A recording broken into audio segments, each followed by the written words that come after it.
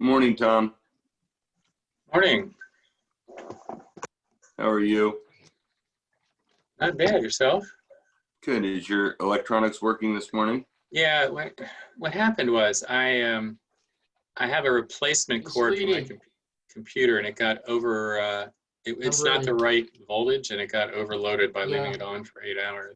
So it died on me.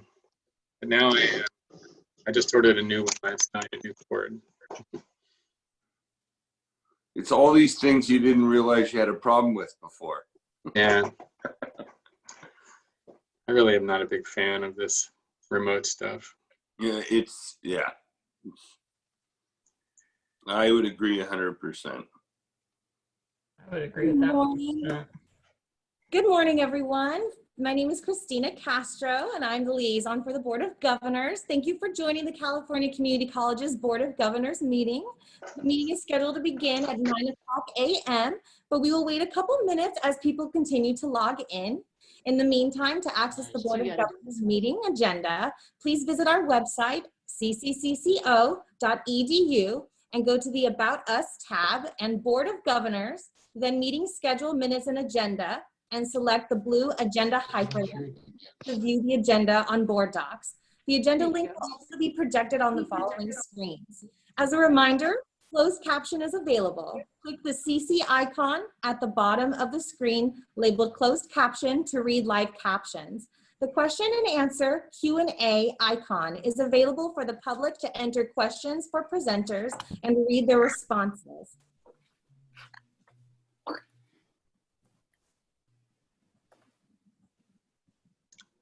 So Christina, are we ready to start? Yes, we could probably, if you want to wait another minute as people log on, and then we can start in a minute.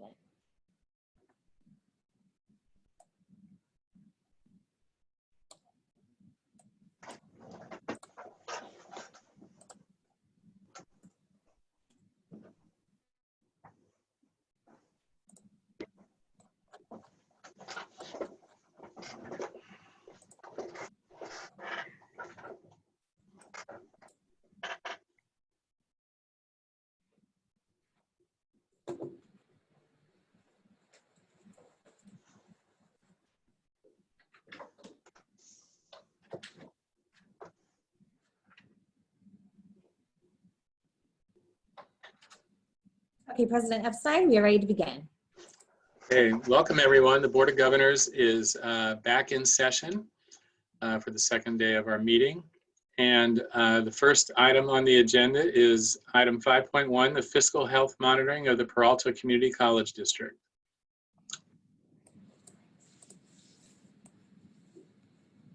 Vice Chancellor Navarrete. President Epstein, let's begin with a roll call vote to establish who is here for this morning's meeting. Oh, okay. Please call the roll. Thank you very much. Hildegard B. Aguinaldo. Here. Darius W. Anderson. Here. Amy M. Costa. Tom Epstein. Here. Tom Fitzgerald. Here. Jolena M. Grande. Here. Pamela Haynes. Here. Kevin J. Hall. Here. Kim Perigo. Here. Jennifer L. Perry. Here. Bill Rawlings. Here. Alma Salazar. Here.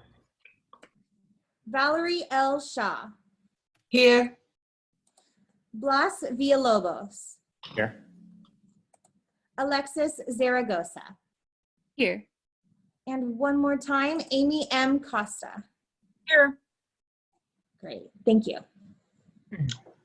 Okay, well, welcome everyone. We have a well more than a quorum. And now we'll go to item 5.1, fiscal health monitoring of Peralta Community College District. Vice Chancellor Navarrete. Good morning, Board of Governors, and thank you, Board President. My name is Lizette Navarrete. I'm the Vice Chancellor for College Finance and Facilities Planning.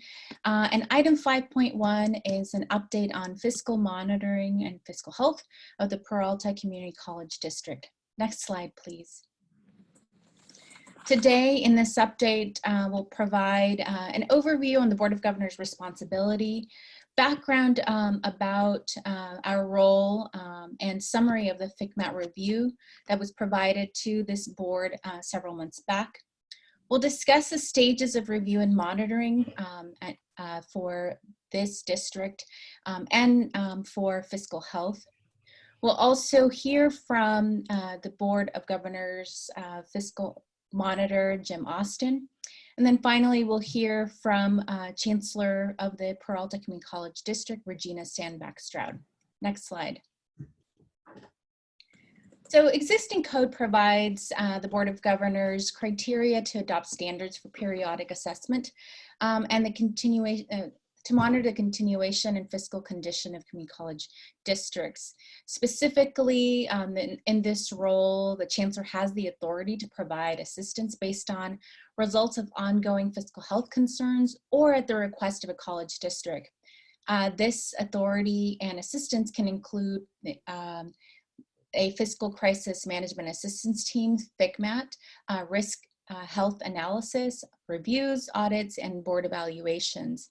We also, in this role, have the ability to appoint a fiscal monitor or a special trustee. Genevieve, time to get up my lap. Whippy. Next slide, please. So a little bit of background as to what we have done with Peralta Community College District. The Chancellor's Office, at the request of the former Chancellor, supported a review by FCMAT. That report identified significant problems that required immediate attention.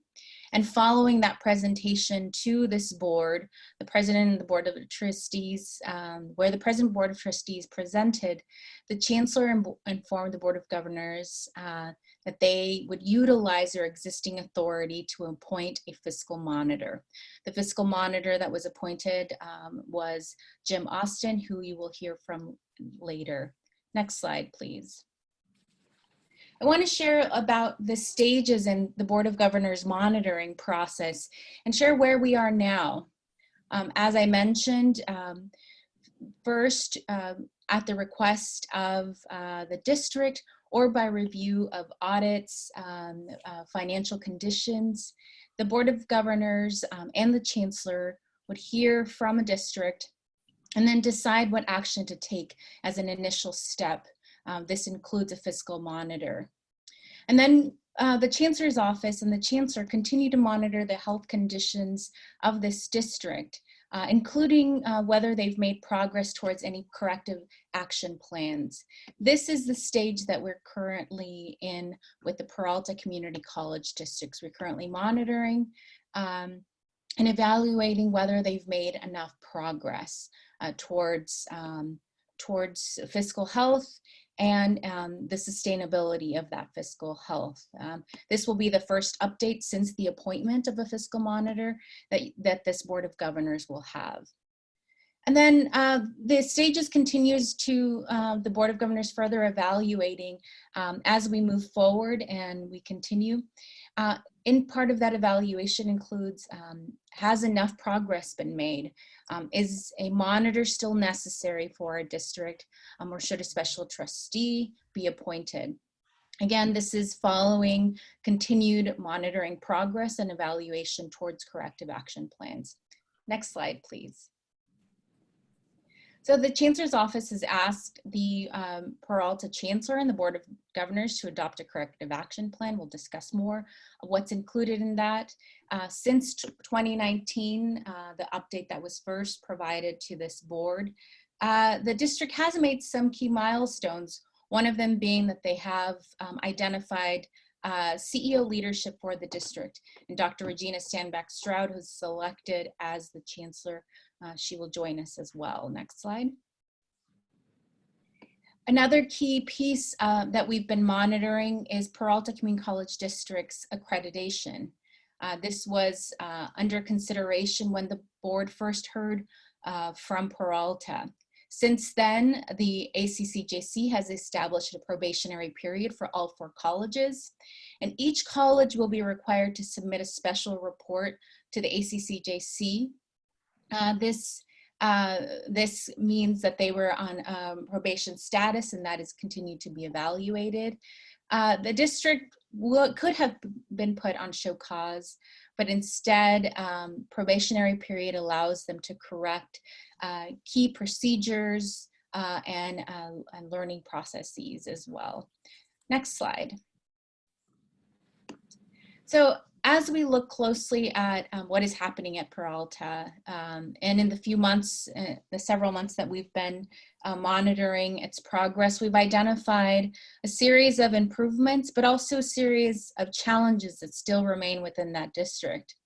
For example, we continue to see that Peralta makes progress towards addressing some of its corrective action plan steps, and is making steady progress towards those. It's also working to address recommendations provided by the ACCJC in preparation for submitting an interim report as part of their probationary process.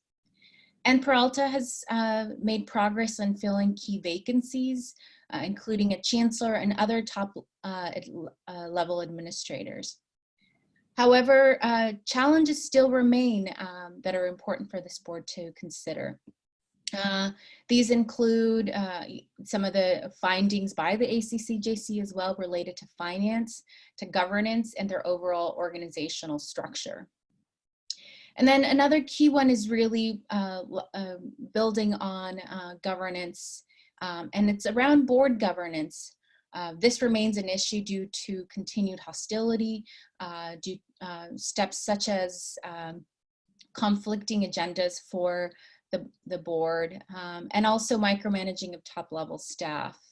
These are all, again, ones that we would categorize not necessarily under fiscal health, but due to trustees' role in the fiduciary responsibility of colleges.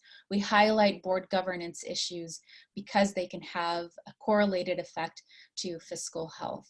Next slide. And as part of this role, share some of the monitoring activities that I have undertaken. Since the appointment of the fiscal monitor for Peralta, our fiscal monitor has visited the campus, has had weekly and formal updates with the chancellor, monthly written reports to the chancellor, meetings with the stakeholders, and observing and listening to the district make progress and identify if these changes that they've made can be sustainable and if the conditions are currently in place to mark progress towards fiscal health sustainability. Next slide. So now it brings us to considerations specific to the board in this first update that the Board of Governors is hearing. Peralta has, as I mentioned, has made strides towards meeting its corrective action plan, but volatility remains. Some of the volatility that we've identified is, increasing funding obligations. Another is continued declines in enrollment that will continue to affect the fiscal sustainability. Governance challenges, and similar to many of our districts, any impacts related to COVID-19 pandemic and their ability to respond effectively in a way that supports continuity of education and the students that they serve. So under this section, we mentioned that the Board of Governors may wish to consider continuing its monitoring progress, its monitoring role of the Peralta Community College District until further progress has been made on some of these issues, specifically around continued declines in enrollment and governance challenges. Next slide. Further, we would add that adherence to the principles of sound fiscal management, fiscal literacy, transparency, and fiscal health governance remain areas of improvement for the Peralta Community College districts. Further, improving supports and professional development for the district's fiscal health may be key, and the long-term leadership stability of the district remains at risk should these issues, specifically board governance intentions, continue to arise. But we do add again that progress has been made, but we believe that the progress should continue to be monitored and ensured that it is sustainable. Next slide. I now want to invite Jim Austin, who has joined us. He was appointed as the fiscal monitor for the Peralta Community College District. Mr. Austin. Thank you. In many ways, my comments, excuse me, will duplicate the presentation that you just saw. I apologize for that. Let me begin with the positive news that there has been significant progress since Chancellor Oakley appointed the fiscal monitor last year. Examples of the progress prior to the pandemic include a respected and experienced community college leader who is also a long-term resident of the district is now Chancellor. The district's senior executive staff, for the most part, has been stabilized and operating as an effective team. That enhanced and solidified leadership team includes the fiscally critical chief business official who recently joined the district and who I've been working closely with. The district has made significant progress addressing the findings and recommendations by the ACCJC, FCMAT, and Collegial Brain Trust reports. Impressively, the district's recent self-assessment using FCMAT's Fiscal Health Risk Analysis tool drops the FCMAT risk score to only 5.3%, which is well below the low risk threshold of 14% and by far lower than last June's FCMAT report calculation of 69.9%. So they've gone from a 69.9 by FCMAT down to their self-assessments is at 5.3. That's very impressive. I would put their risk score a little higher than that, but certainly nowhere near 69%. More specifically, the Chancellor and CBO have crafted a feasible 5-year plan to eliminate the ongoing structural deficit. Reasonable and obtainable plans, excuse me, have been developed and initiated to address the OPEB, that's other post-employment benefit bond funding issues. That's been a huge issue in this district for many years. The long-troubled and delayed capital construction and technology plans have been refined and are moving forward, thanks largely to the new administrators overseeing those programs. A reasonable tentative budget with a healthy ending general fund balance was developed, but that was before the pandemic. The 2020 audit is somewhat cleaner, shall we say, than in prior years, and an internal auditor has recently started with the district. The long fire watch imposed by the County of Alameda upon many district instructional and student service facilities, and which was both very expensive and projected a horrible image of the district to both current and potential students, has been lifted.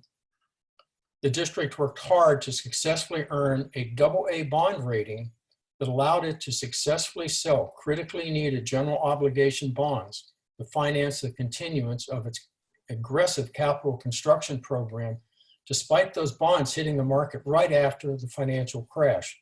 And they received very good rates for the taxpayers too, by the way. But despite the positive news, there's another side of the coin. Here are some examples of the ongoing challenges that are not directly related to the pandemic.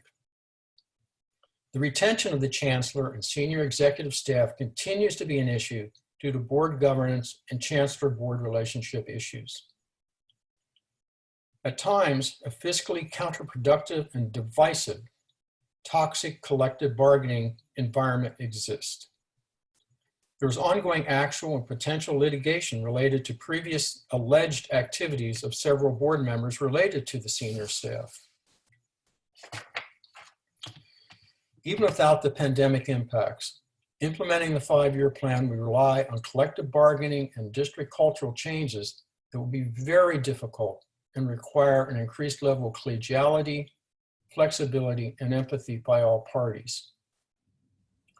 Now let's look at the district's fiscal status and challenges after the pandemic and the resulting May revise.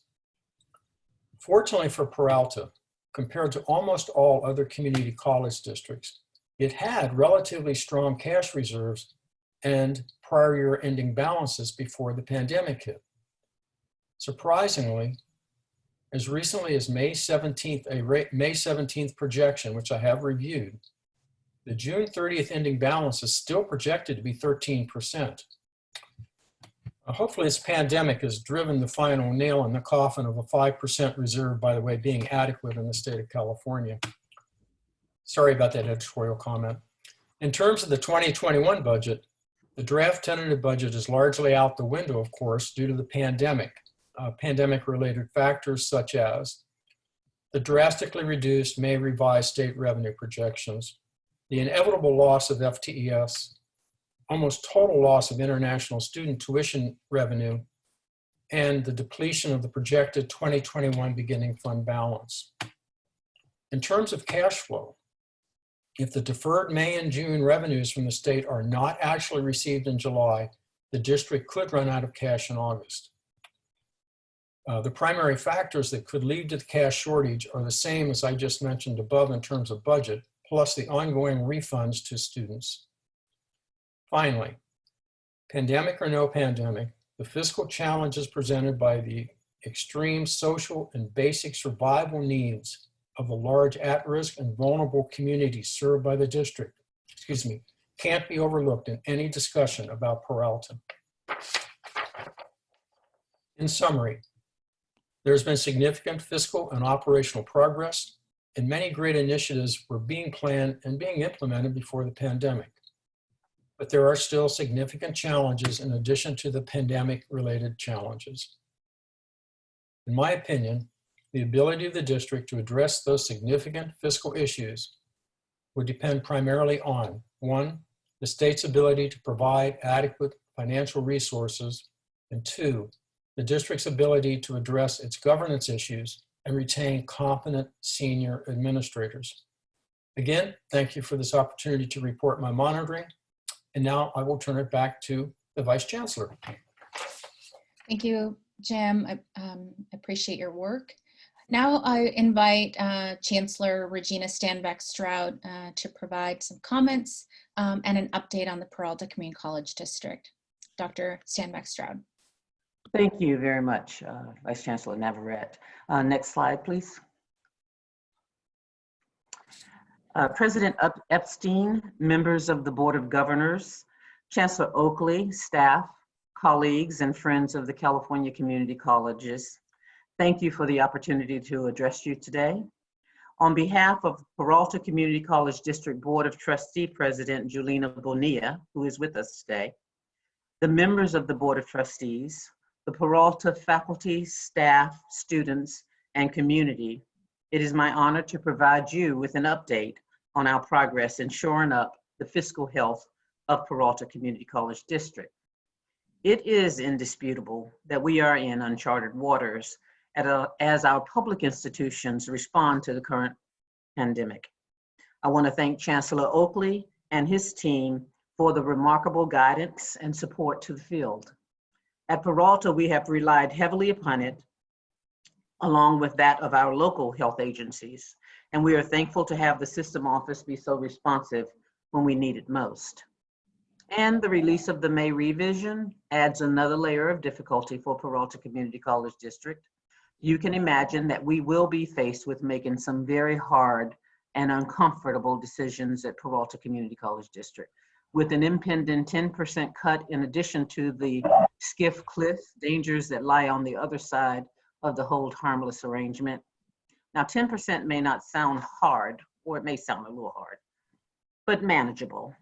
But it represents unemployment for faculty and staff and students, closed doors, retracted services, and the loss of a means for upward mobility. And in June 2019, Peralta Community College District received a financial review and fiscal health risk analysis after inviting the fiscal crisis and management assistance team in to conduct a study.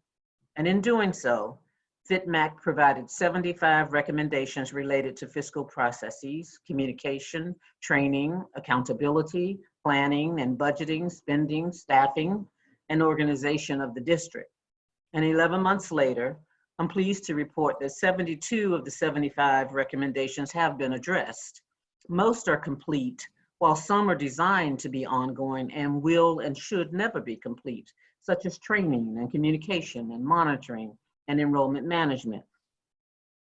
We have not started on a couple of the recommendations that will require negotiations yet, but we will. And one of the recommendations we believe we can address in a different way. The recommendation is related to the unique OPEB debt structure we have, as our OPEB was fully funded using OPEB bonds. And now we're adjusting how those payments are made through the restructuring of those bonds. Several of the recommendations are in progress and are related to our efforts to modernize and complete the technological infrastructure at Peralta Community College District. The administration has taken a proposal to the board that would effectively transfer the technological infrastructure to the cloud, modernize the platform, and implement a full set of modules and save a tremendous amount of money over time as well. To address the multiple recommendations related to finance and human resources in the FCMAT report. The board has considered the proposal, requested more information, and will be considering it again at their May 26th board meeting. I have every confidence that they will approve it and enable us to move forward and make progress on these recommendations.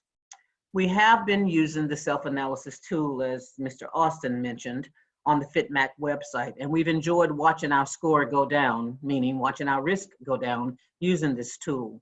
I have given a directive to the staff for the analysis to be done quarterly and for the evidence that supports our analysis to be updated.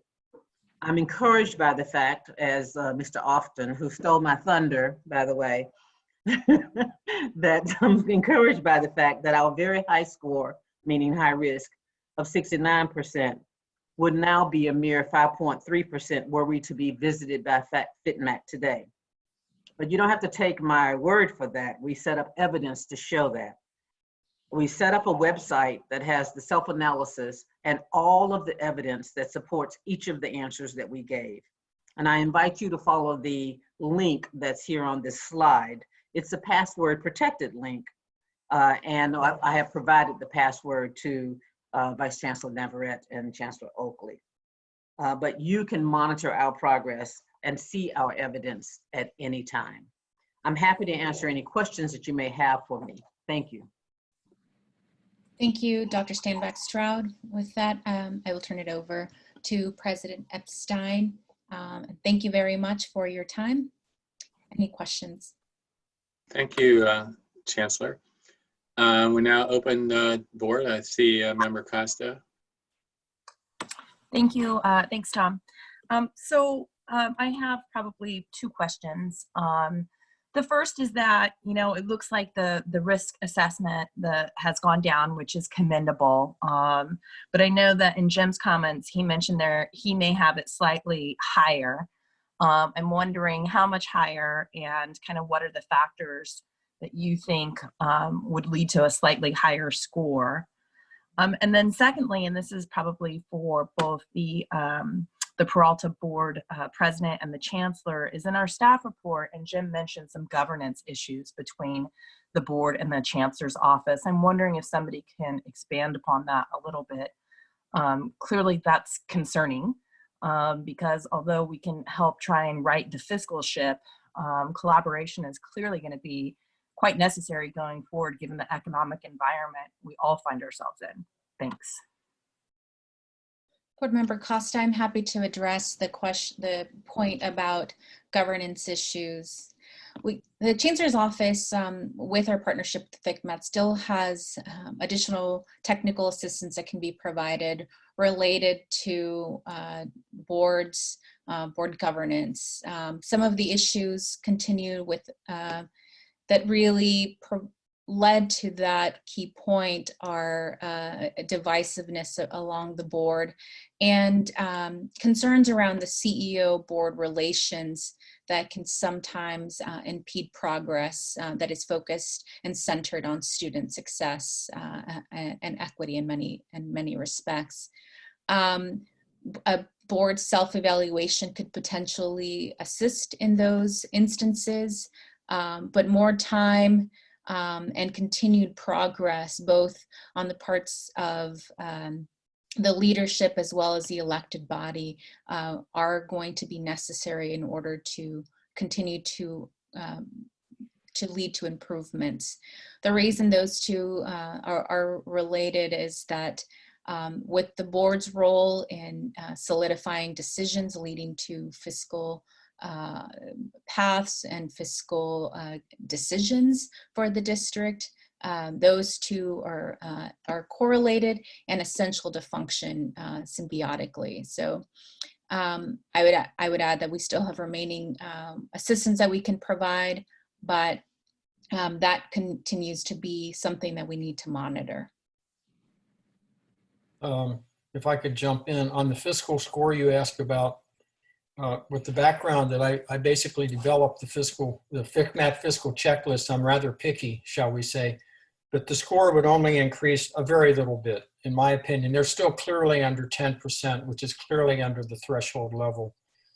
And I defer to the Chancellor, Dr. Stroud. My comment on my understanding is, and it was discussed in the last open session.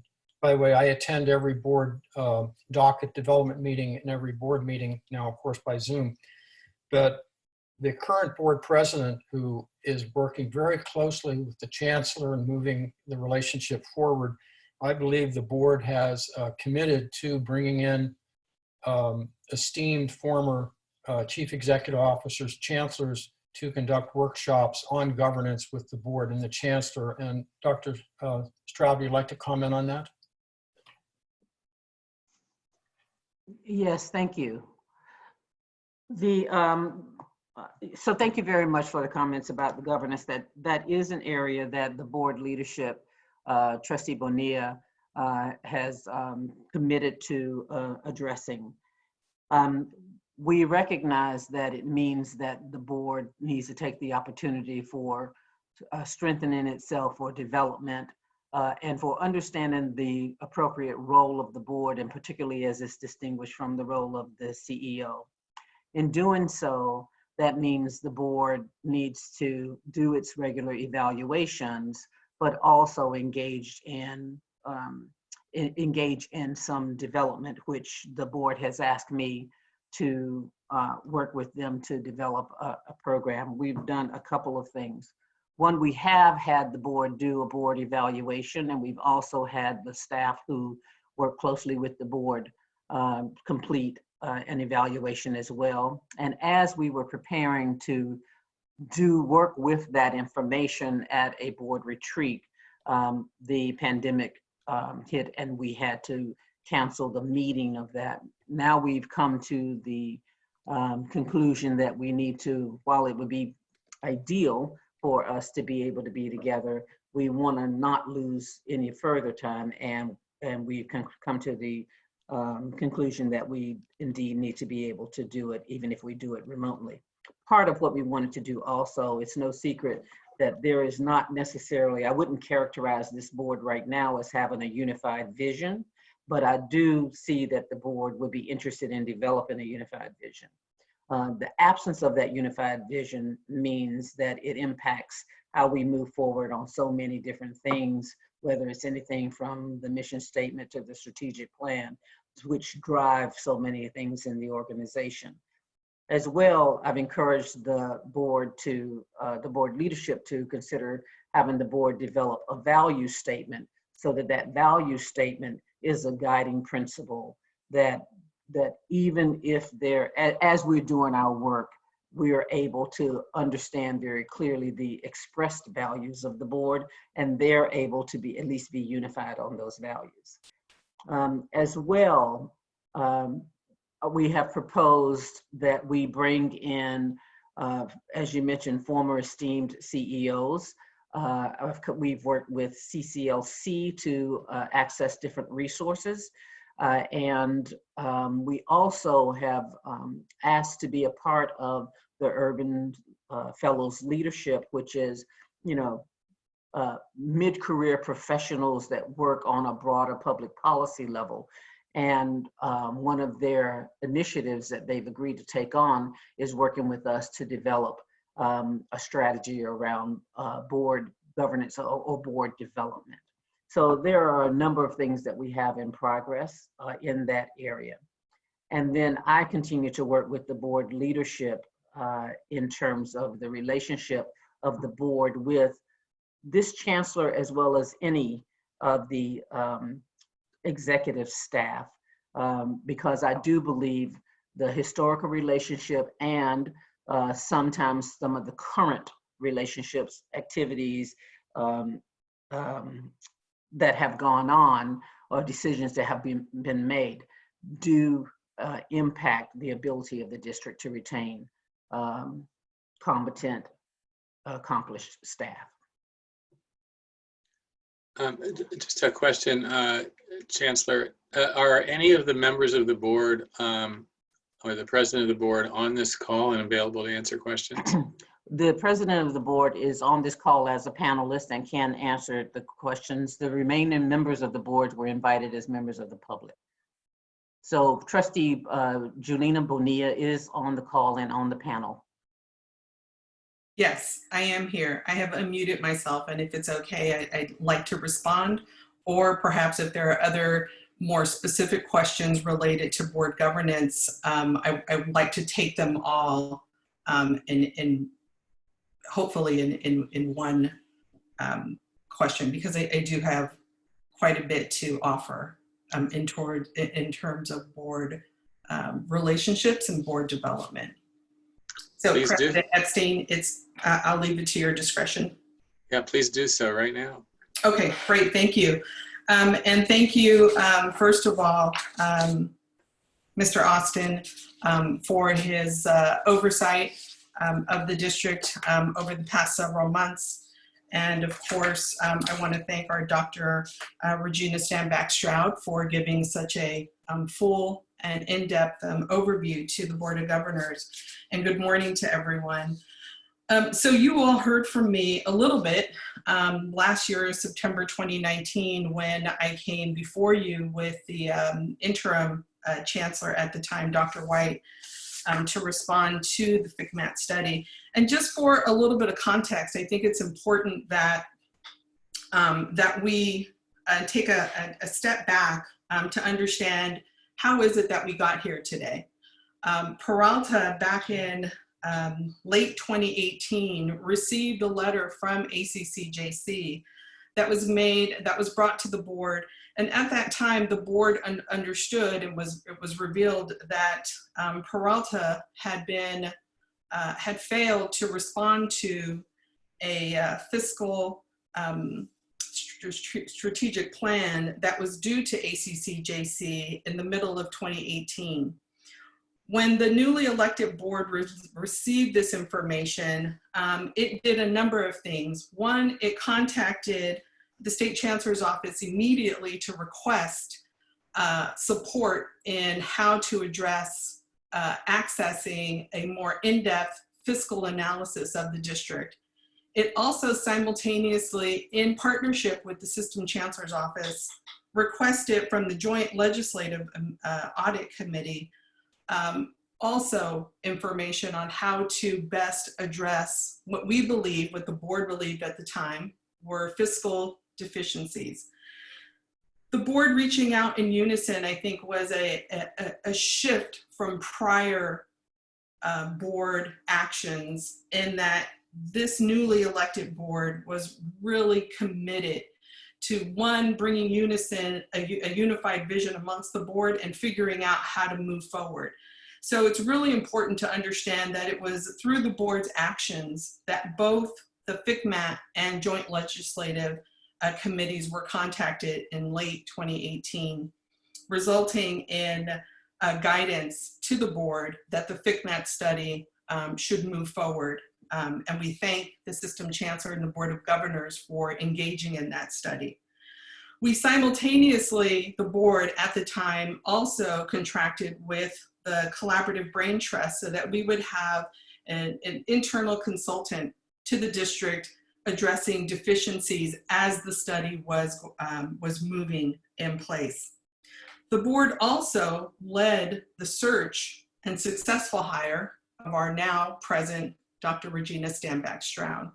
So you'll see that the board has made some very significant and unified decisions to move the district forward.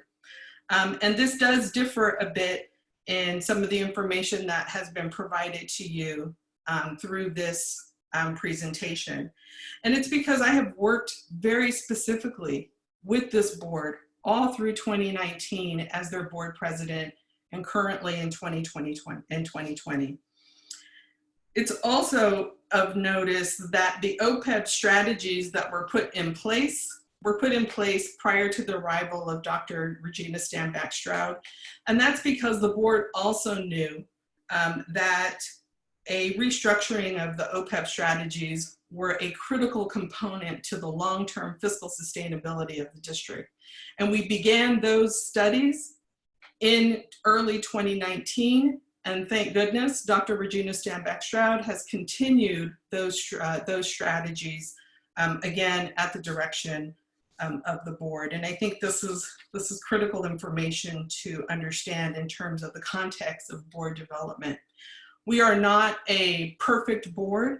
I don't know that one exists. I don't know even how to describe what a perfect board looks like. This is a board that is passionate, dedicated, represents their community, is diverse, not only in thought process, but diverse in terms of the different levels of skills and knowledge that they bring as board members. I myself represent a district in my community that is predominantly and historically has been made up of mostly African-American, a Black community in West Oakland. That community in particular has experienced displacement, homelessness, food insecurities, and issues of racial inequity and poverty are often amplified throughout the city of Oakland and our county as a result of the current political climate over the last 3 years, and intensified with the spread of this pandemic. As a trustee who lives and works and are engaged in our communities, we are all impacted by these high levels of inequality, and are all often these issues come up and are raised as we're negotiating and reviewing recommendations that are coming forward to us from our Chancellor by way of her executive team, and often can be taken out of context and seen as disruptive rather than an engaged process of heightened issues that this board is constantly dealing with, given the extreme issues of poverty and lack of access to education. So I would say that this board has come a very, very long way in a short period of time. And if I refer back to Chancellor Oakley's comments from his presentation yesterday on the vision for success, change does not happen with the flip of a switch. And we are definitely in some very dynamic times right now where the district has made significant progress. The board has made significant progress, and there is a heightened commitment to continue.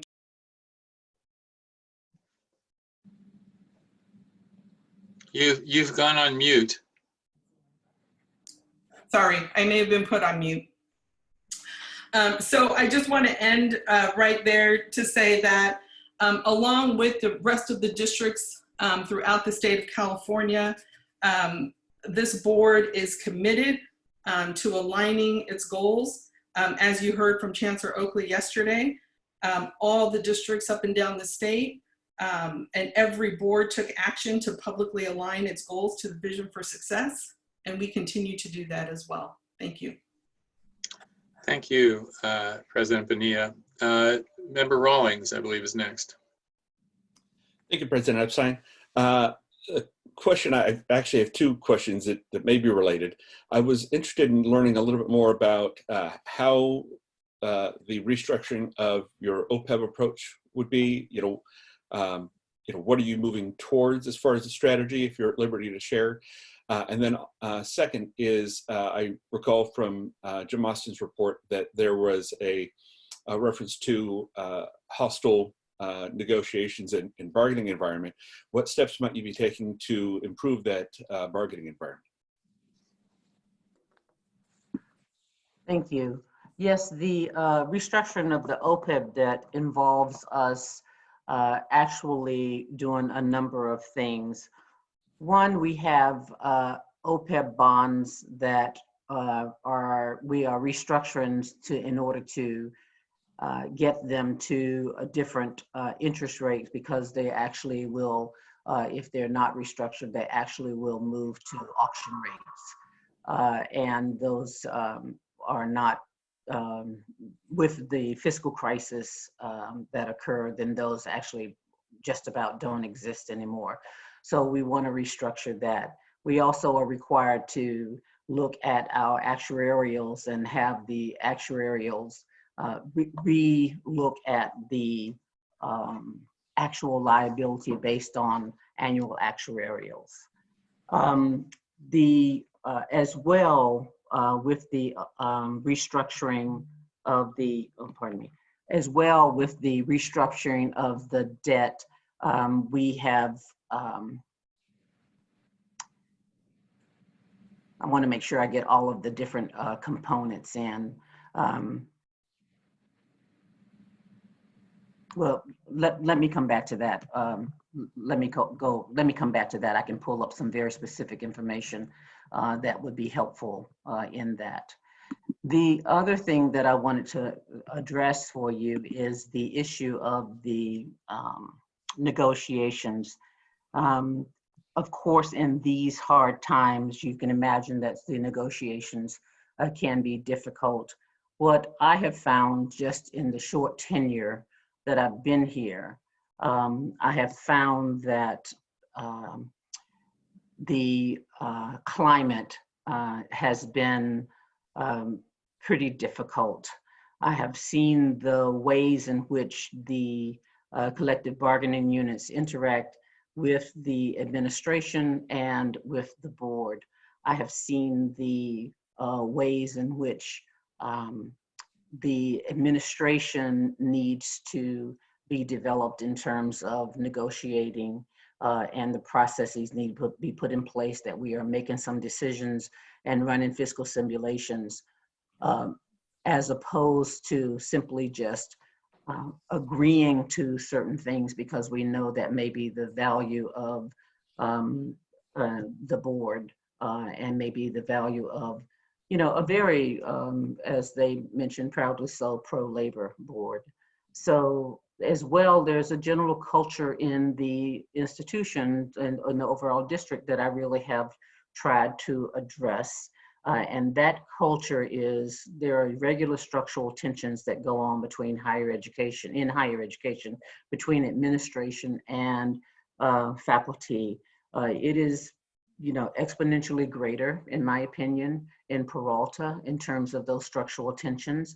But that's not to say that it's not addressable. And I think there are lots of different things that are put in place that can make that different. I think that there are significant underlying dynamics in that district that include race. And we have the opportunity in order to increase our racial and cultural literacy in that regard. And I think it's not lost on us in many ways, in the ways in which we have those communications and and engage with each other, whether we mean to or not, those dynamics come to play. So it can be very difficult. You can look at different board meetings and see some of that come to play. And issues that may have nothing to do with quote unquote race and ethnicity end up, may end up being pulled into that discussion. So those are different things that I'm addressing. One of the fundamental things was changing the ways in which, you know, everybody in the district could send an email to everybody in the district, and the kind of culture that it was supporting was something that, you know, we thought we needed to be able to address. So create other communication tools that would allow people to get information, communicate, talk with their constituency, talk with their members that they represent, but that we would be able to have some moderation of the communication tools. And then let me go to, I want to go to back to your question that you asked about the OPEB restructuring. And when I look at the OPEB restructuring issues, I can tell you that, let me pull this up here, that we had the OPEB bond paid off the OPEB debt, and then we had to establish a structure to pay off that debt structure, that debt service. In the context of doing that, there are different tranches that we convert in order to get certain rates. We look at about 6 tranches that go out over a conversion of time, the conversion dates, up to 2039. In those tranches, we are looking at refunding them to fixed rates, converting them. We refunded them to a fixed rate in the first tranche, converted them to a variable rate. In the second tranche, we're looking at converting the third tranche now, which is what we're on, to a variable rate. We've worked with, did an RFP, worked with Barclays, selected Barclays as the underwriter, and they are providing the letter of credit. So because we're making progresses on those strategies, we've been able to maintain the good ratings from the 3 rating agencies as well. We do weekly work group meetings with regard to that OPEB bond structure, and the board has taken actions in order to restructure it. They get the quarterly information on the interest rate swaps now, which is part of the policy as well. And they are acting as we speak to convert, with a resolution to convert the B3 bonds to a variable rate bonds. And then of course there'll be further action from the board in doing so, because it'll involve the supplemental indenture reimbursement, the reimbursement agreement, of course, the letter of credit from Barclays. They'll have the information regarding the fees that are involved with the fee letter, the remarketing agreement, and the custody agreement. So once the resolution is approved, we'll work with the financial advisors and the attorneys to take necessary steps in order to convert these B3 bonds on to August the 5th. And that includes getting all of the consents of the parties that are involved in the issuance of the bonds in 2005.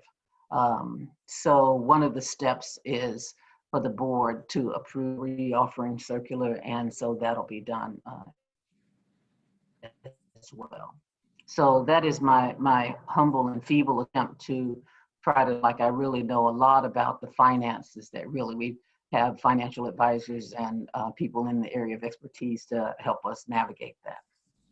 That's been congratulations on the project. Or President Epstein, if I may just add 10 seconds to that.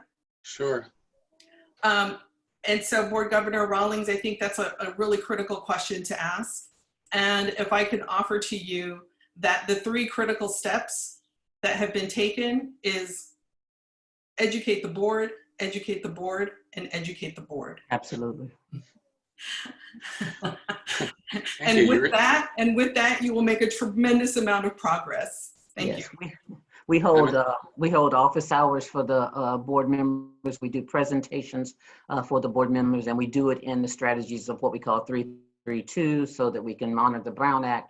And that gives we issue regular briefings. So the financial advisors and attorneys provide me with the background information. I put that information in the form of a briefing to the board members, and then that briefing is issued, and then we hold office hours for the board members to be able to attend and ask any clarifying questions and get information that they need based on the briefings and the information that they see on the board document for consideration that they will have to make an informed decision about. Thank you. I believe Member Perigo is next. Thank you. Good morning, everyone. I have a couple of questions. And Jim, I think this one, I don't know, I'm sure anybody can answer it, but I'm just curious as to the progress that you've made. What were in our briefing, we get that there are still significant concerns from ACCJC, and we get a brief outline of those things. So I'm just wondering, you know, it sounds like there's been great progress made, but by the same side, in a very recent ACCJC letter, there's still serious concerns. So can you help me understand that gap a little bit better of what their concerns were in relationship to where you are and your ability to address those issues? Would be my first question. I think you asked Mr. Austin. That's for Jim Austin. Well. I'd actually like to refer that back to Chancellor Stroud. And the reason for that is her and the board president have worked so closely addressing the ACCJC's letter that I think they could do a much better job responding than I could on that issue. So if I may, I'd like to defer to the leadership. Sure. Okay, thank you very much. Yes, as a matter of fact, I started with Peralta on October the 21st, and in November, the report was due to ACCJC, or I shouldn't say report. There was a meeting and a report that was due to ACCJC. We met with them, and what they indicated to us was that they thought that we were going in the right direction, that we needed more time in order to make those things happen. They then issued letters in the colleges on pro, and they cited word for word verbatim the concerns from the FCMAT report. So it was consistent. And what I understood from now Executive Director Dr. Stephanie Droker, then she was the Vice President, what I understood from her and what I confirmed with her was that they thought that we were going in the right direction, that they could have put us on show cause, but because they thought we were making progress and would make progress, they chose to put the colleges on probation, and they maintain their accredited status while we address it. We are required to give them a report in November on the progress we've made on those items, and those items are the issues from the FCMAT report that include addressing the structural deficit, addressing the checks and balances and processes and controls that were included in the structural deficit, and right-sizing the institutions with regard to FTES. Okay. And on that, because I was looking at their concerns here, and the governance issues that you addressed in here as well. So with that, I just, wanted to know kind of it fundamentally, and what we've heard today sounds like it's a board, kind of a board administrative kind of issue that needs to be massaged, for lack of a better word. But I'm also wondering how things look from the operational side, from faculty, staff, students, on-site managers. And in that, I took the time to just peruse a couple of board meetings to see what was going on in your board meetings, just so I'd have a better understanding. And I want to couch my comments by saying, I'm walking into a play halfway through, right? Like, I don't know the characters and I don't know all the plots. So take this for the spirit it's been given, because I understand that I do not understand all of the comments that I saw and things. But there seems to be some significant concerns that were expressed from various constituency groups at the meeting. I watched two meetings, the public comments and the Senate reports. And you've addressed some of that today, the bargaining issue, which was one thing I saw, and also the communication issue, which I'm going to ask you a little bit more about. So once I looked at that, I went to your board policies, as I see that's another concern here about board policies and procedures being adhered to, and saw that you do have a 2510, but in your administrative policy, you don't have any role for students or staff, and all the faculty role is rely primarily upon. You don't have any that are mutual agreement. So it just looks like kind of the board policy and procedure in terms of what I can see from the outside would probably meet a legal requirement, but I'm wondering how they're practically applied, and if you feel like there are other internal factors that you're going to need to deal with, not just from the board relationship side, but also from the operational side, to really get this district moving forward in a way that's healthy and in a way that's done with collegiality. So I'm just wondering if what I see is kind of your sense of what's going on throughout the district, the culture there. And then I know that you talked about working with CCLC, and I'm wondering if you've reached out to ASCCC, if you're looking at collegiality in action as a way to kind of help any cultural deficits you may have with shared governance. So I'm just wondering if you can give us a little bit of insight on the big picture of what's happening from a participatory standpoint. Yes, thank you. So first, let me say, let me figure out how to address your question. I think your question is about overall governance and participatory governance and the role of faculty, staff, and students, and work that we may be doing to address that. Yeah, that's exactly what I'm asking. I'm asking how strong is your participatory governance? Yes. On the other end, not so just I think from that depends on who you ask. For an example, on the very board meetings that you saw, faculty stand up and talk about they wanted more collaboration. I actually started issuing to the board members collaboration reports so that they would understand and know that we were working, and it was primarily at the recent board meetings around the response to the pandemic. Right. So for an example, during the day that we had one Senate president stand up and say that the administration is not collaborating, the board was looking at a report that showed us contacting and connecting with through surveys, meetings, through governance meetings, et cetera, connecting with 600 contacts in order to make sure we're making the right decisions and get things in place, because we were trying to stand up 4 institutions into moving them from face-to-face to online institutions in a matter of 2 weeks. And in doing so, make sure that the professional development was available, et cetera.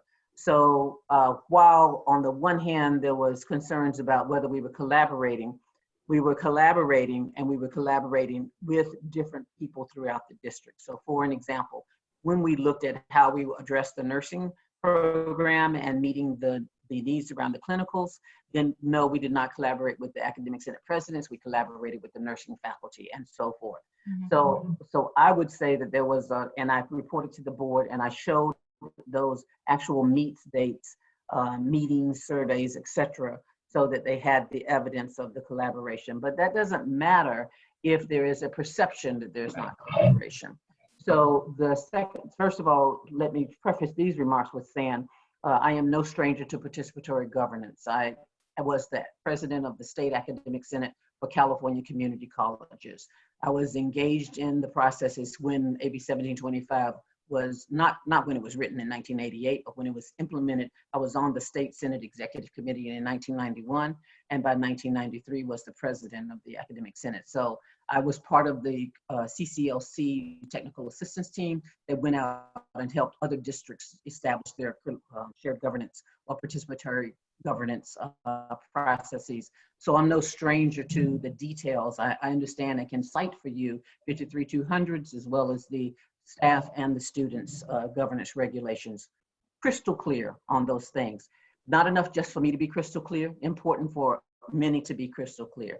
And so what that means is, for an example, defining when I attended the first governance meeting and the faculty said, one of the faculty representatives said, we didn't approve for you to be able to do that. I helped them understand that the role was a recommendation to the chancellor, and that it doesn't require their approval for one, for it. It requires for them to provide those recommendations. And yes, the board did adopt some time ago the decision. Each of the boards throughout the state were required to adopt whether they would rely primarily upon the advice of the Academic Senate on academic and professional matters, though not exclusively, because those same 10 items are in the students' 10 items, and they have to have the opportunity to have significant input on the matters that significantly affect them. So that they would rely primarily, or that they would come to mutual agreement. And as many districts did, they opted to rely primarily on the advice of the Academic Senate. But let me tell you what we are doing now, because we recognize, and that was long before I got here, that there was a need to address it.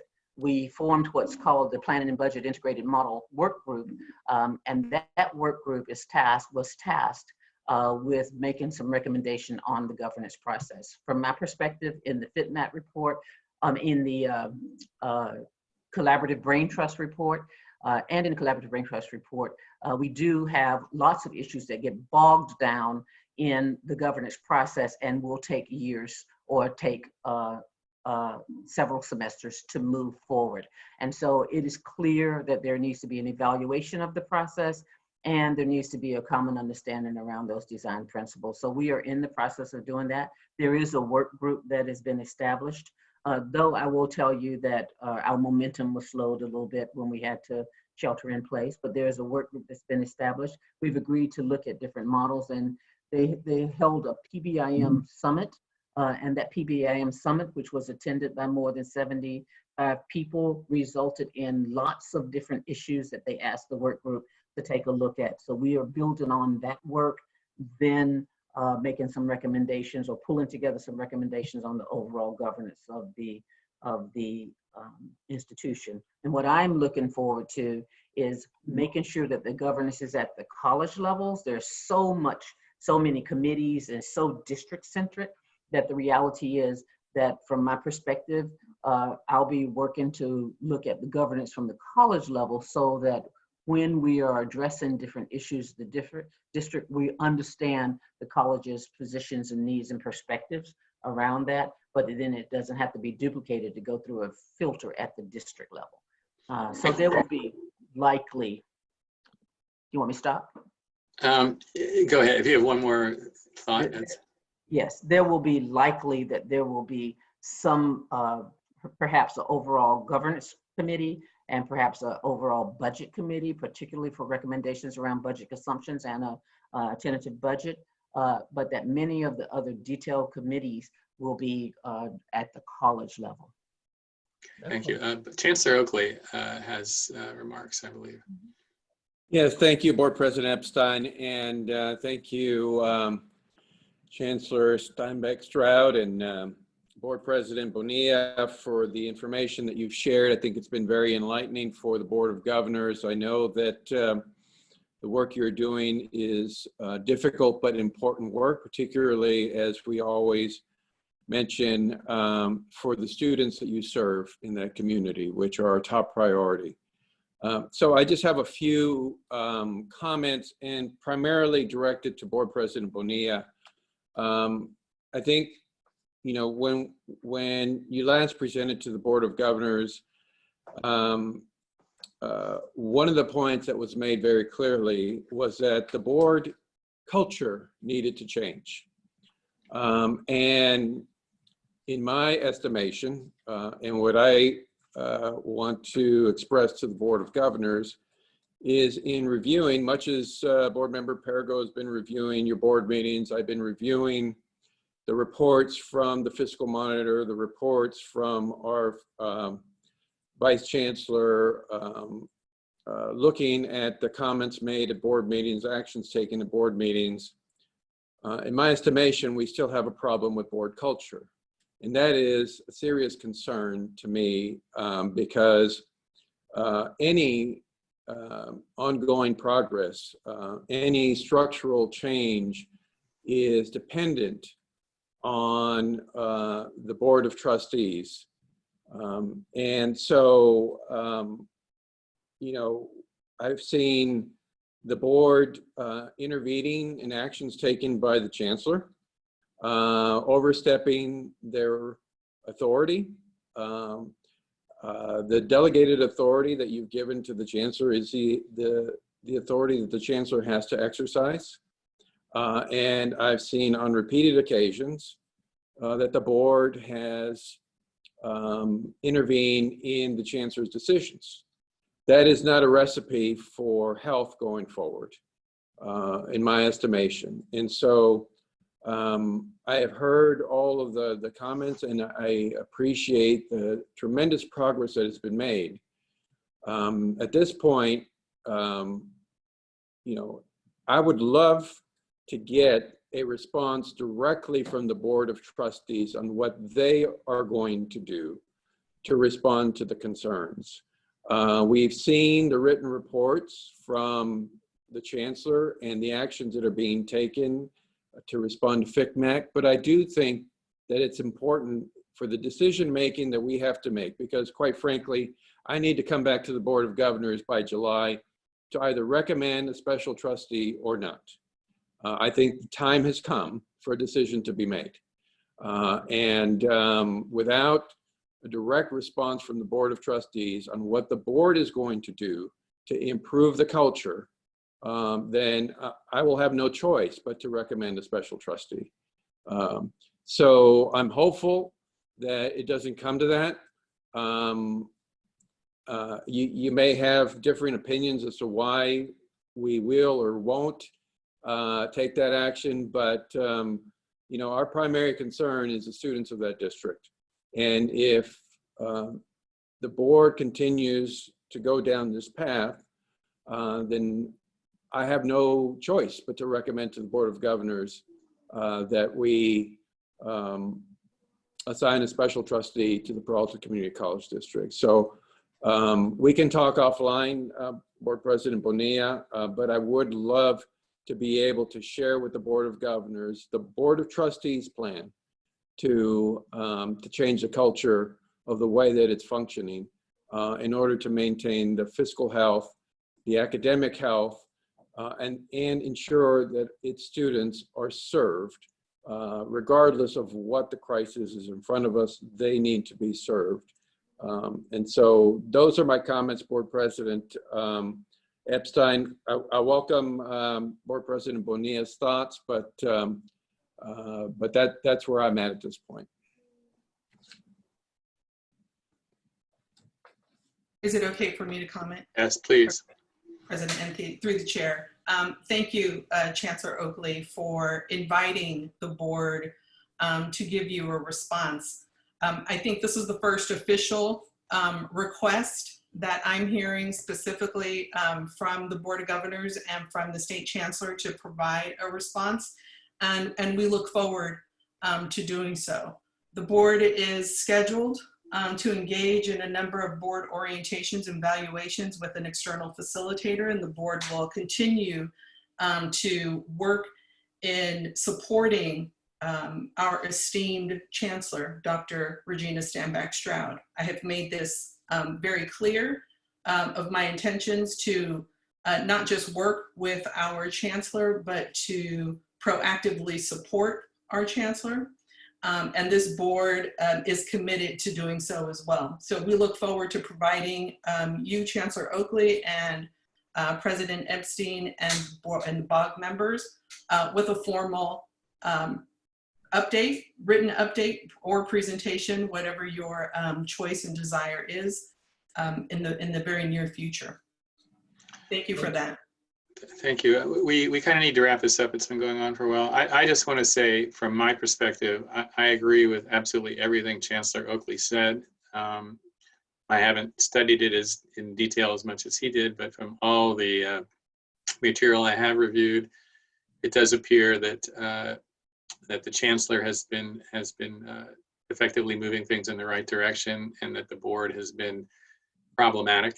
And that I do believe that that what the Chancellor requested is certainly appropriate, and we look forward to hearing more at the next opportunity. So, are there any board members that that need to weigh in here before we have public comment? Can I wrap up my thought? I just wanted to thank the Chancellor for her response to my inquiry, and just to continue to encourage the whole district to work on these governance issues, because I think you nailed it. It doesn't matter if it's perceived or real, it's there. And I would really encourage even more outreach to like to CCLC and ASCCC. Maybe collegiality in action can also help. So I just wanted to thank you and encourage you to do that. That's all. Thank you. And Tom, this is Amy. I just want to layer on another request as part of what Chancellor Oakley put forward, which I completely concur with. My request to the Peralta board would be that when you respond, to also include some way of how to measure the work on governance. I mean, I get it. There's trainings, there's all these different things, but it has to be actionable in some way. And FCMAT may have measures that can help you. I'm not sure. But I think, you know, it's going to be more helpful than a laundry list for us to really ascertain kind of if you were able to make some structural changes in the relation between the board and staff. Thank you. Okay, Vice President Haynes. So I've spent a lot of time listening to all of the comments. So there are a couple of things. One, I absolutely agree with the Chancellor as well as with Amy. And I am hoping, given what the Chancellor has said, Chancellor Stanback Stroud has said, as well as President Bonilla, that there is enough goodwill among the board that they understand at the end of the day, there's two things. One of them is critical, and that is to meet the needs of the students where they are. And then the other thing is the critical need of having Peralta get past this, because it is a critical asset in the area, in Alameda. And we cannot have it fall because folks can't get along, because they can't come up with central values that drive what its decisions are going to be. I was once told you can have a soft heart, but you gotta have a hard head. And those two things have to drive the decisions, given the data and given the circumstances, in order to make those decisions. So I want you to know that I'm rooting for you, and I suspect that all of my colleagues on the Board of Governors are rooting for you as well. Please, please make certain that stands first and foremost in the deliberations and in this development, because you do have to have actionable changes. Thank you. So are there any public comments? Oh wait, Tom, can I I'm sorry. I want to thank everyone at Peralta for this healthy and informative discussion, but I also want to make sure that as important as that was, Vice Chancellor Navarrete, I think, makes an excellent point in the second half of her memo, which is the broader considerations this brings forward in terms of the Board of Governors looking at other ways the Chancellor's office can support other colleges that may be going through this, particularly in the light of the pandemic. So I think it merits some further looking at ways we can look at ways to support the other colleges, again, specifically given the larger challenges they're going to face moving forward. So I just wanted to make sure that point was made audibly as part of this discussion. President Epstein. Yes, Member Fitzgerald. Thank you very much. I'll be brief. I had a couple questions, but I think one of my questions at least can be answered. I would, just like to, like a fellow board member of mine, request to the board president that as a part of the response, the board touch on how they've utilized student trustee for critical student feedback, and have been in touch with their student body to make sure that students are a part of these critical decisions that are being made in reforming this district's health. So if you could touch on that, that would be really good. And then I have a question about, I have certain questions about the the kind of certain aspects of the special trustee, but I guess those questions would be best left to when we have that discussion on our next meeting. So I guess I'll leave that, but definitely touching on how students have been involved in the processes. Thank you. Okay, do we have public comment? I'd like to affirm that the public comment period for item 5.1 is now open. Please submit your comments through the Q&A feature of the Zoom platform if you have any, and please include the item number in your submission. You can either identify yourself or specify that you would like to remain anonymous, and your comment will then be read out loud by a Chancellor's Office staff member. As of yet, we have not received any comments through the Q&A feature, but we will allow about 1 minute in case anyone needs to finish typing. President Epstein, I have not received any public comment via email for this item. Okay, thank you.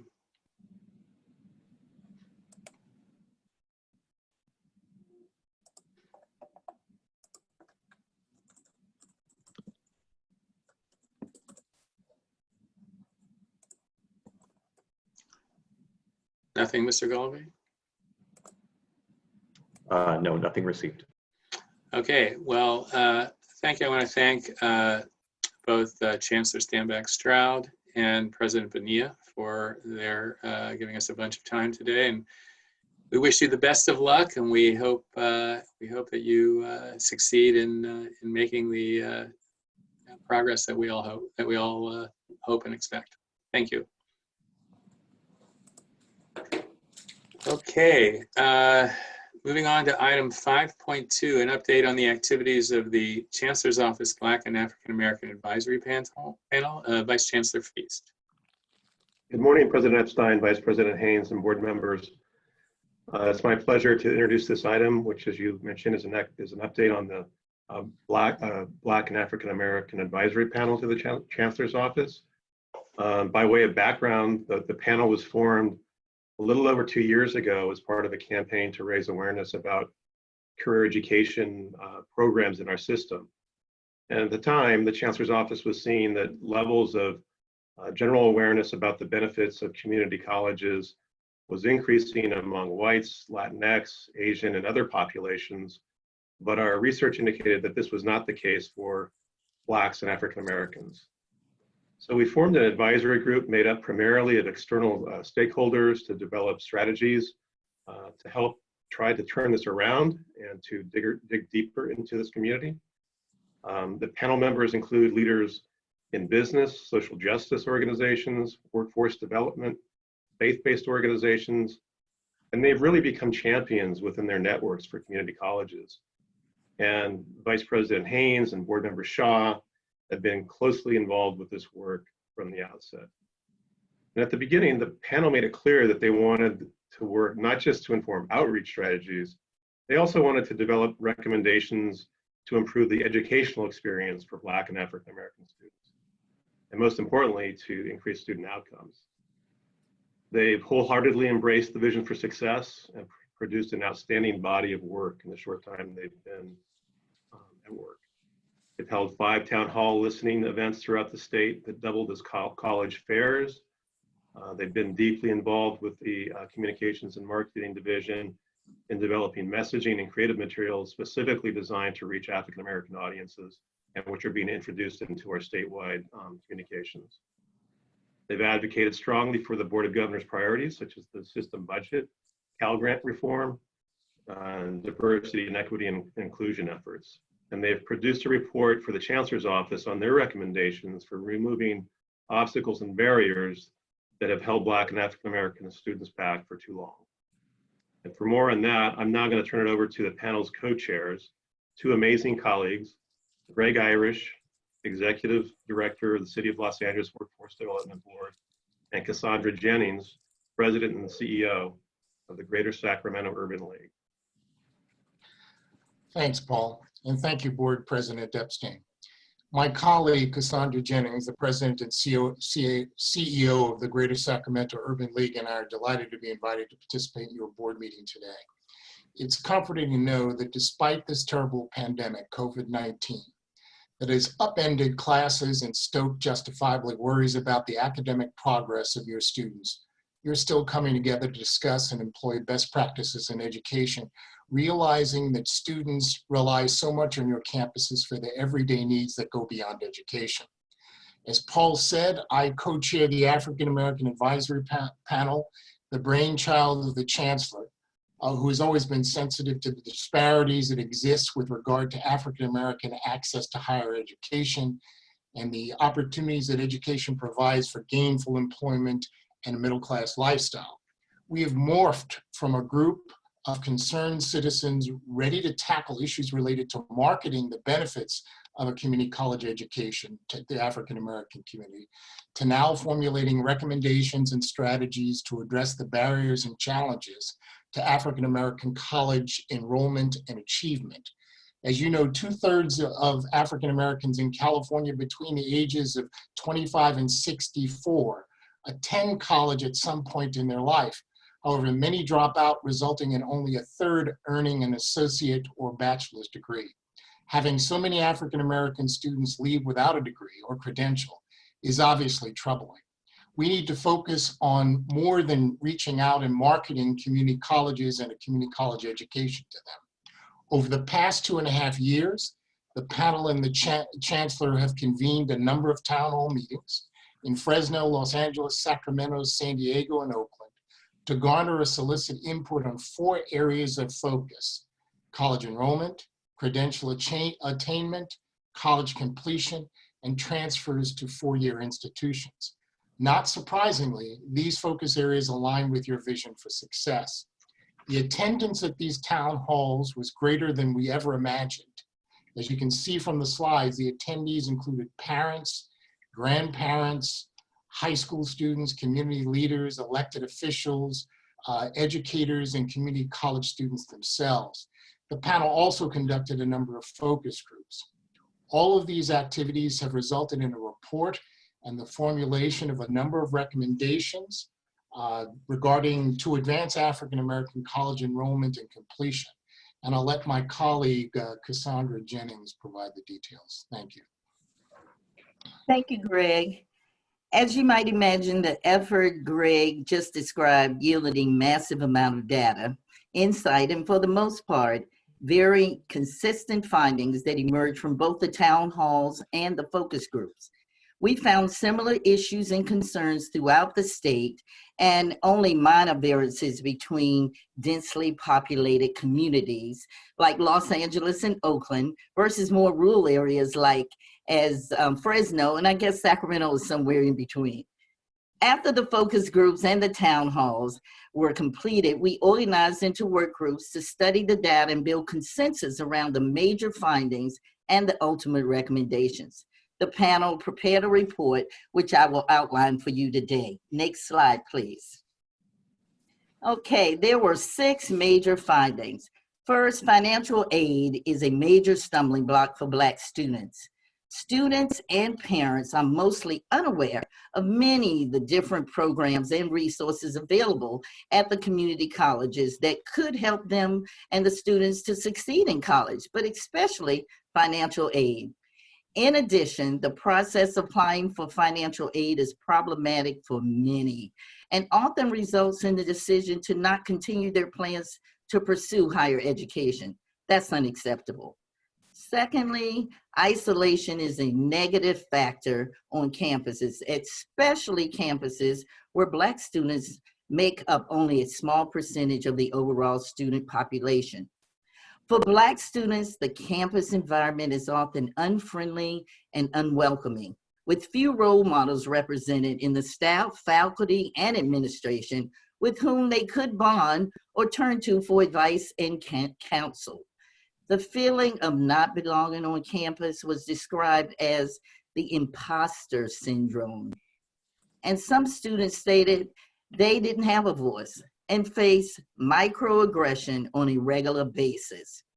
Third, the low awareness and career education prevents students from pursuing new career pathways. Students and parents had no idea of the value of career education programs as a way to being prepared and for attaining those good paying jobs and careers.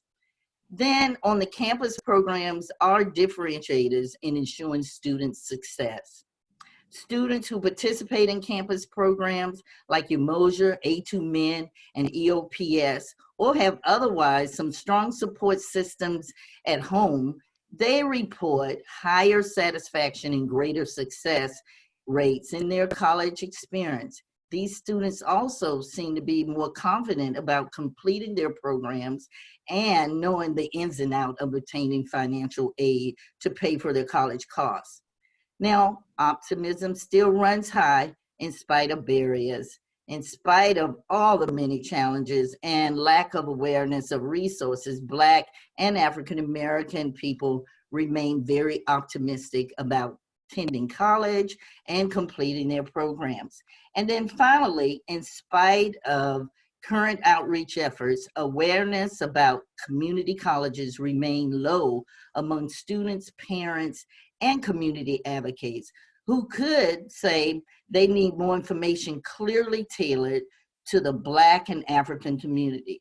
Now, interestingly, in spite of being heavily reliant upon digital and social media as a primary information channel, students in the focus group stated that peer-to-peer and the face-to-face communications are most effective, at least initially in establishing trust. And that's going to become very important as we fight this pandemic that we're in.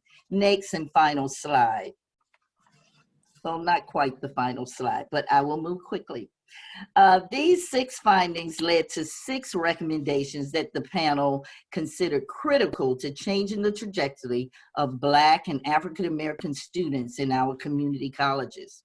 The advisory panel believes these 6 recommendations, if properly resourced and invested in, could help spark a movement leading to true transformation for Black and African American students in the California community colleges. We framed the 6 major recommendations to directly address the most pervasive and entrenched barriers that hinder successful outcomes for Black and African American students.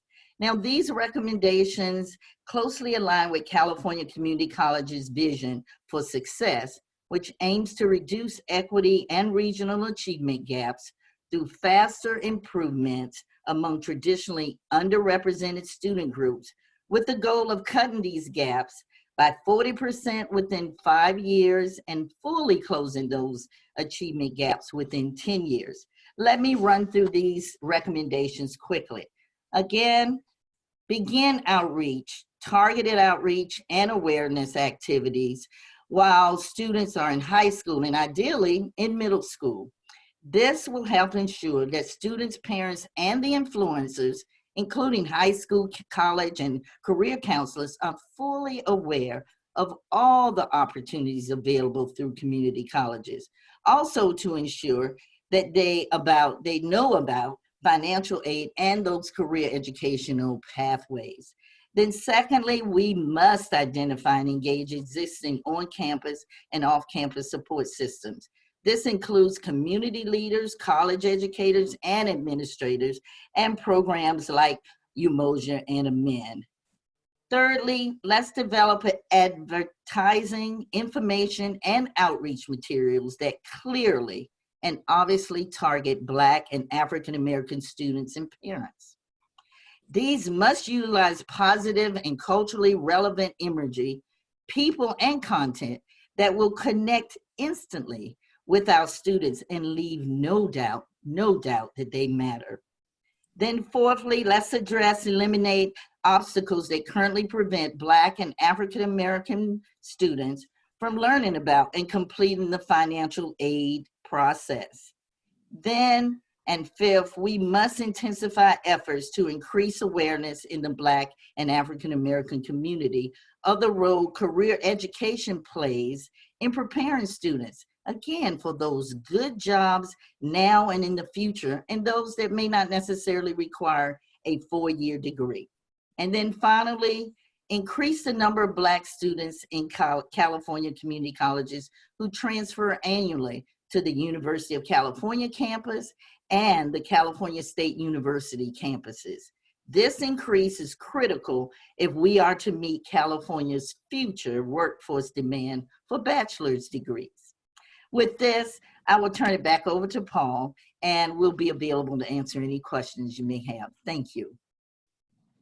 Thank you, Greg and Cassandra, and thanks. I also want to publicly thank all the members of the panel for their work.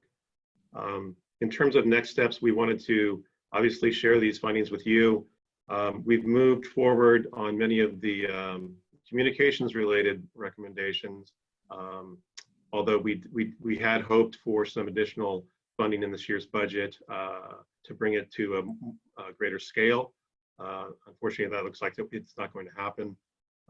But in terms of the non-communications recommendations, I think the next steps now are to circle back with the other vice chancellors and sort of feed these. You can see how closely they align with the vision for success. And in the graphic that was shown by Chancellor Oakley yesterday on that continuous cycle of improvement is to feed some of these recommendations into that and really bolster and make more progress on some of the equity gaps that were demonstrated yesterday. And with that, I'm going to turn it over to the board for questions. Thank you, Paul, and the presenters. Member Shaw. First of all, I'd like to thank everybody that's been involved in this process, particularly Greg Irish and Cassandra Jennings for their leadership.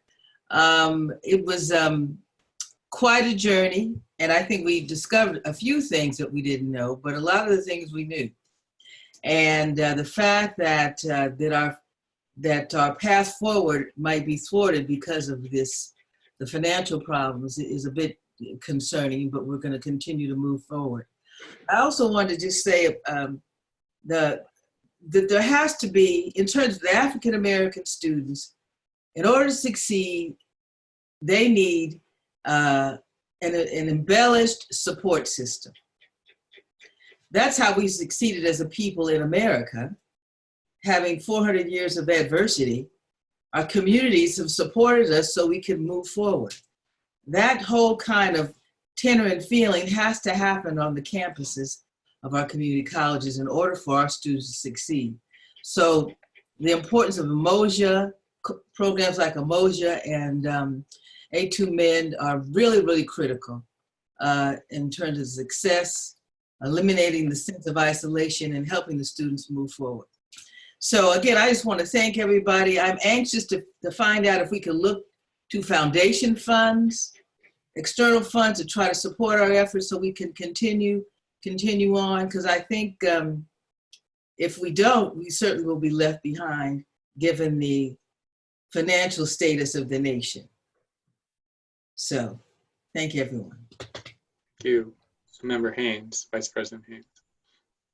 Thank you. I just have two observations. I agree with everything that Member Shaw has said, but I want to focus in on financial aid and to recognize how critical that is for our students. One, that they know about it. Two, that they understand the access points to it, and that they get the information that they need without having to go through 5 different people, because in many cases they give up or they're given misinformation. And I want to mention one thing. I had an opportunity to listen to the focus groups. They were broken up into 2 different groups of young people.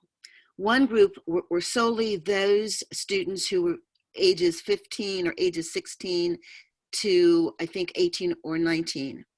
The other group were 19-year-olds to 24-year-olds.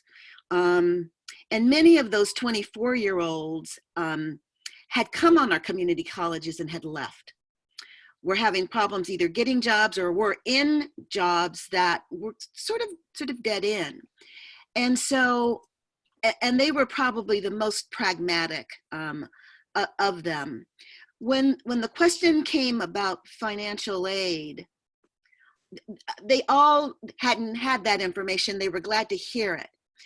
You could see the dismay, the disappointment on their faces when it was explained to them in discussion that they didn't meet, in many cases, they did not meet the age requirement for much of the financial aid, that they had passed that age requirement. And so making certain that one, we, in the legislation that we have been proposing and the policies that we have been proposing, that age is a barrier to financial aid for so many of our students who are now working, have families, and want to go back to school, but they need financial assistance. It is different, and so that's the reason why there needs to be sort of this two-way pathway. And the administrative law judges will... Absolutely, we need to make certain that at our middle school and our high schools, the students know that there is financial aid before they ever get there and how to access it. So that's critical. But there's this huge number of our population, of our young people, who, but for financial need, cannot successfully access that. And the only other thing I would say is the ADT, the Associate Degree for Transfer, is critical, because for many of our students, and this is not just, African American students are not just the exception. For many of our students, the time it takes to get through school because of either sequencing, and that's the reason, that's the importance of pathways. But that associate degree for transfer helps to limit how many courses that they have to navigate through to complete. And so we really need to continue to work on those systems, pandemic or not, because this is an equity issue. Pandemic or not, we need to keep moving this ball forward, because it is through these students and other students that we will, they are the future, they are the current, and they are the future of this economic, of our economic system. And we cannot sort of forget them in the midst of trying to figure out this pandemic. They are the solution to this pandemic. Thank you.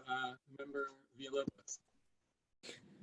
Everyone, so first and foremost, I want to thank you all for the work that you've done. I know your work speaks for itself in the private sector or public sector, so I'm very happy to see that you were both involved in this process. I know Mr. Irish, our paths have crossed in the past a few years ago when I was still with the mayor's office. So, you know, I'm very excited to support you all. I also echo my colleagues' comments from earlier. If there's any way that maybe we can identify some foundation money, but we definitely need to get started on this and support you all in the best way we can and as soon as possible. Thank you. Thank you. Any other board members wish to comment? Member Aguinaldo. I echo my fellow board members' comments in support of the research and the work that has gone into this report. I think the town halls that you guys conducted ended up being outreach in and of itself. So I really value the lead work as well as the outcome and the ongoing work. My question to you is about your recommendations. These recommendations, I think, are a snapshot of recommendations at this point in time. You know, outreach and awareness, support systems, advertising, et cetera.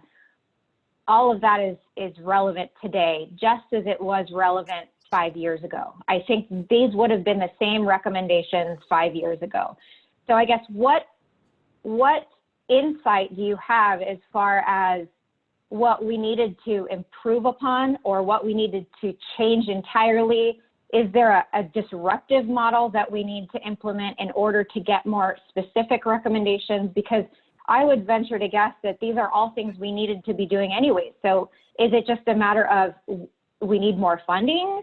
And if that's the case, then that's going to be a giant problem, as it is for all of our initiatives right now. So what specifically have we learned? What insight do we have on these recommendations that we can really dig our heels into? Can I respond Greg, Greg. you go first, Greg, then I'll go. Yes, I think board member, you said it succinctly. There's always some impediment, real or contrived, to avoid investments in the African-American community in terms of education. We've known this. All we did was reiterate things that have been said in studies before this in terms of people of color and how investments aren't made in them. You're going to have to. COVID can't be an excuse for an investment in these issues. The same things exist. The fact that African Americans and people of color are not excelling in school, you have to have investments, you have to have strategies. All of you are the right people on the board who can talk about implementation. We need to move from studies to implementation. Those are my comments. Thank you. And if I could just add that I think what we have emphasized in all the meetings that we're in and want to stress to you, is really about three things. It's about prioritizing, it is about focus and intentionality. And if we're able to be intentional about this work, regardless of the circumstances that we're in, then we can see positive results.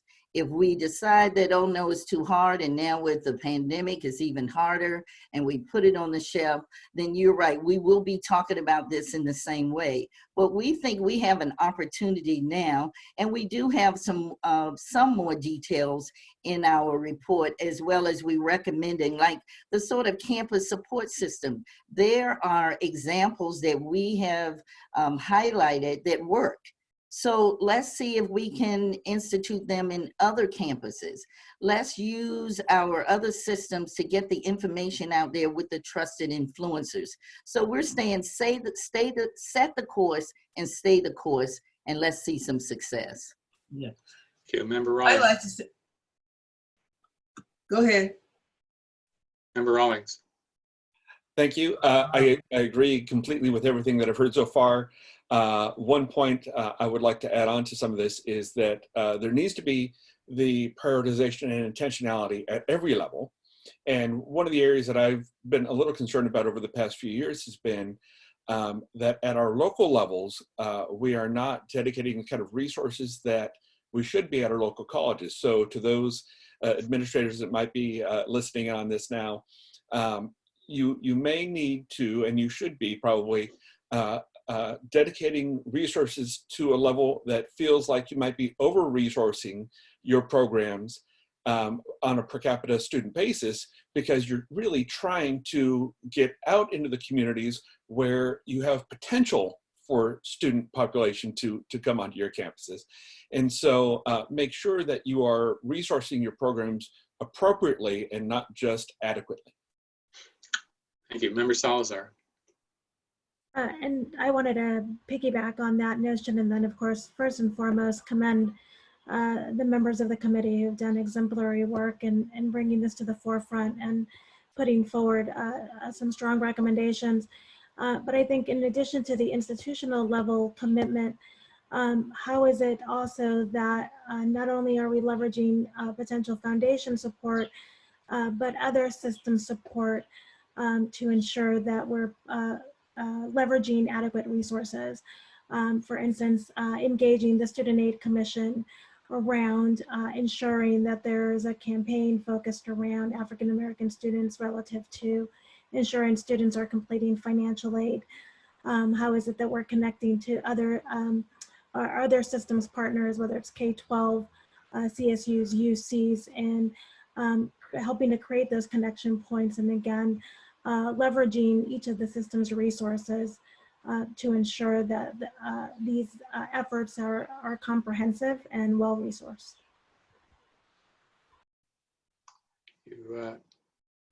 Any other member of the board want to speak? Yes, I would. Okay, Member Shaw. I just want to sort of answer what Hildy was talking about. What's unique. The fact that all these things these recommendations could have been in existence 5 years ago or 6 years ago or 10 years ago. I think what's unique is the realization of the need for support systems.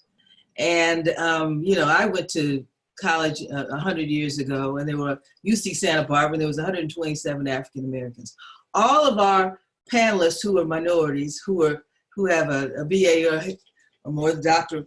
Salazar there, we were all in spaces, using the new current term, spaces where we were isolated, but somehow we made it through. So I think again, supporting organizations like Umoja and A2Men and creating more organizations that make people feel connected will help them move through. You can have financial aid, you can have good sort of classroom experiences, but if you just feel disconnected, you will not complete the courses. You will not succeed. And so I think that's one of the most unique things we've really found out, how important those support systems are in terms of success. Thank you. Particularly challenging now in the age of COVID. So do we have any public comment? So the public comment period for item 5.2 is now open. Please submit your comments through the Q&A feature of the Zoom platform and include the item number in your submission. You can either identify yourself or specify that you would like to remain anonymous. Your comment will then be read by a Chancellor's Office staff member. And we have received 3 comments so far through the Q&A, and I will read them now. So the first comment: some California high school districts have found improvement in student access to financial aid through mandating a FAFSA form in order to attain a high school diploma. What can California community colleges do to ensure underserved students, like those in the African American community, can receive equitable access to financial aid and are made aware of the opportunities they can receive through a college degree? And the next comment: why is no one advocating for free college for all? Eliminate all the bureaucracy. Costs of college need to follow 1960 California Master Plan for Higher Education. Make it free. It was free until 1985. That $5 fee cut participation rate by African Americans in half at California community colleges. And the next comment: there are existing programs that do the work of our recommendations. However, African American and Black students have remained invisible. Our advisory group is intentional in the efforts to recruit, retain, and support our student group. Focused attention is required, as efforts have not heretofore been targeted. On another level, and given the plight of K-12 with the pandemic, might I suggest a collaborative between the CCDs and this system to have a more cost-effective and efficient use of funds. There needs to be a real partnership with adult ed and career tech ed programs. Janet Clark, EDD. And received one more comment, and I will read it now. Black and African American report. I hope CCCO would include independent colleges in its efforts to increase transfers. These colleges often have greater resources to serve students. And those are all of the comments that I have received so far through the Q&A. President Epstein, I have not received any public comment for this item via email. Okay, thank you to all the commenters. They have been heard, and we'll pay attention. I just wanted to wrap this up by saying, I mean, the idea I think that is important that some have suggested is trying to get foundation funding for some of these activities that may have difficulty getting public funding. I'd encourage the Chancellor's Office and the Foundation for California Community Colleges to try and work together to see if we can find a way to obtain outside funding for some of the activities that the state may not choose to fund under this circumstance. Hey, Tom, can I say one small thing? I know we're trying to move along, but sure. You know, I appreciate the panelists saying, you know, COVID should not be kind of the excuse. So conversely, I'm very concerned about some of our students in light of distance learning. And especially, you know, the recommendations put forward as part of this report about the need for peer connection and connectivity, and kind of just piggybacking on what Valerie was saying. I do think we have an opportunity perhaps to create models of connectivity in a new way, maybe in a statewide way. And so I hope that we're working on that and not waiting for the data to come back, because I think we all know what the data is going to say. And I don't want to lose time. And so I'd like to challenge our Chancellor's Office staff in conjunction with Tom's suggestion of working with the foundation to actually think about how to implement some of this in this new environment so that we don't lose students or let them fall behind. Okay, thank you. With that, it's we're a couple hours in. Do people want to take a break, or do you want to continue to power through? Speak up if you have a point of view. All right, I guess. I'm sorry? What about a 5-minute break? 5-minute break it is. Be back at 11. Thank you very much. Thank you.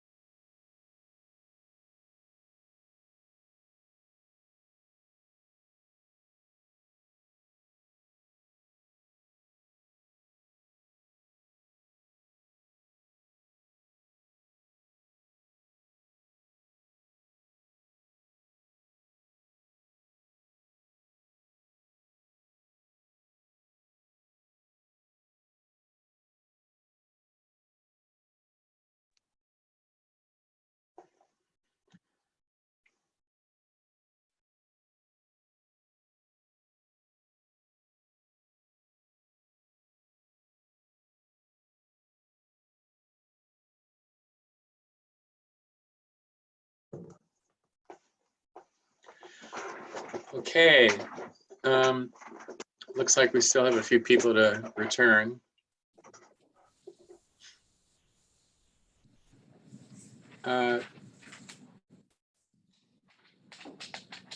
Is Member Hall on? Yeah, Tom, I'm here. Could you inform Ms. Castro about your desire to be recorded as a vote? Yeah. I sent it half an hour ago. Okay. Great. I can reflect on the record that your vote would like to be counted along with item 3.6 for the 2020 State of the System. Thank you so much. Okay, well, I think we'll get started. Item 5.3, State and Federal Update. Vice Chancellors O'Brien and Navarrete. Good morning, Board Member Epstein and members of the board. Again, my name is Lizette Navarrete. I'm the Vice Chancellor for College Finance and Facilities Planning. Today, I will provide an update on the board and then turn it over to, I'll provide an update on the May revision released last week. Then I'll turn it over to my colleague, Vice Chancellor David O'Brien, to share more on how we will partner in advocacy and then provide an update on state legislation and federal issues.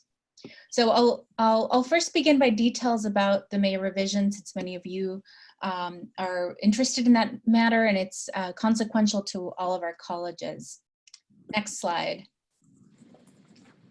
So as many of you saw and know, the Department of Finance on May 7th released a fiscal update stating that the state projected a $41 billion decline in revenues as a result of the COVID-19 pandemic, and that similarly, the state was facing an increase of $13 billion in health and human service costs, also related to the pandemic.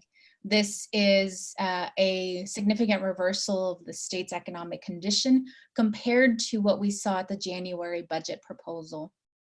The result of those two items combined is a $54 billion shortfall.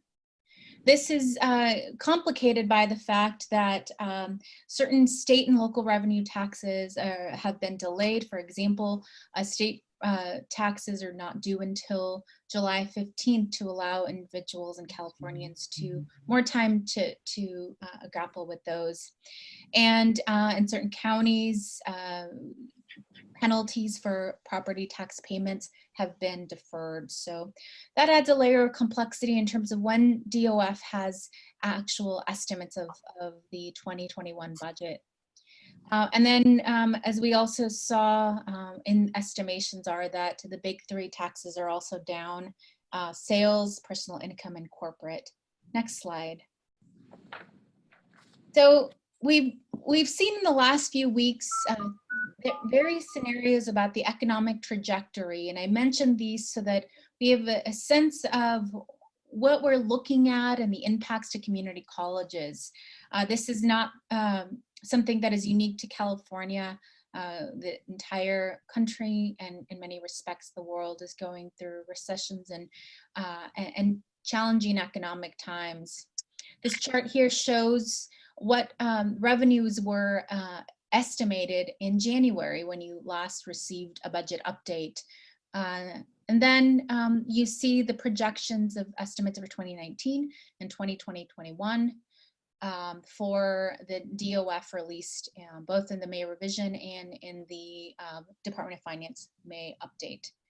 The LAO also released their own projections on the estimated revenues for the state moving forward. And they released two scenarios, one a U-shaped scenario that shows the decline based on the recession, and then the decline with the improvements shortly after. Secondly, the LAO released an L-shaped scenario that shows a steady decline in the enrollment, but no upswing. Next slide. So what does this mean for community colleges? As all of you know, Prop 98 is a primary source of community college funding. Under these scenarios, Prop 98 declines from the estimates provided in January. 3.7 billion difference from the January 19-20-21 estimate, and a $14.6 billion difference from the 2021 estimate provided in January. So in response to that, the governor released a May revision recognizing and addressing these challenging declines in revenues, and then proposed a series of reductions or strategies in order to address this. Next slide. So that brings us to the governor's May revision, and specifically what was included in the California Community College's budget. I mentioned first that the governor opens up by mentioning that community colleges are expected to maintain access to higher education, especially for underrepresented students that have been affected by this pandemic, and really emphasizes the focus on learning from prior recessions and maintaining access.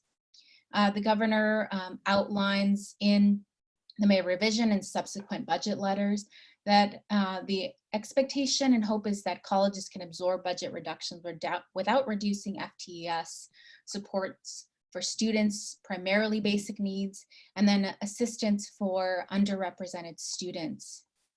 We do see some emphasis that really help colleges with planning and preparing for the future workforce through a focus on expansion of competency-based education and short-term career education programs.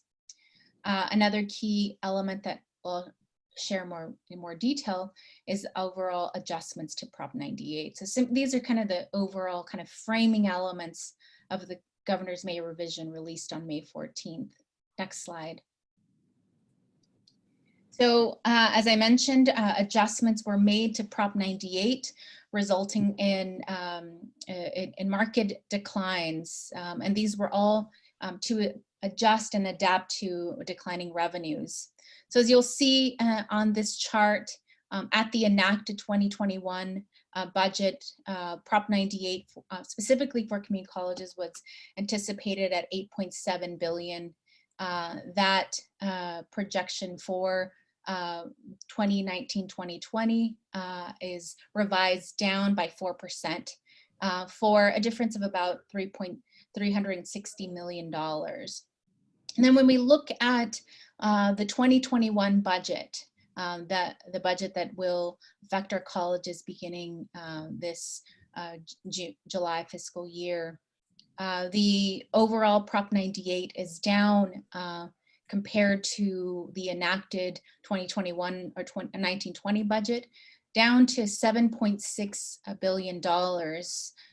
So down 13% compared to what was enacted last year, for a $1.1 billion difference. These are drastic numbers that we haven't seen since the Great Recession. Next slide. That unfortunately has an impact on community college apportionments, and the proposals reduce the student-centered funding formula by 10%. This includes a $593 million cut plus the foregone COLA. And then to adjust for that, the governor proposes extending the student-centered funding formula minimum revenue, known as hold harmless period, for an additional 2 years. Several steps are taken to provide deferrals rather than cutting the base funding for colleges, and defers 2020 payments in June and 2021 payments in June to the next fiscal year.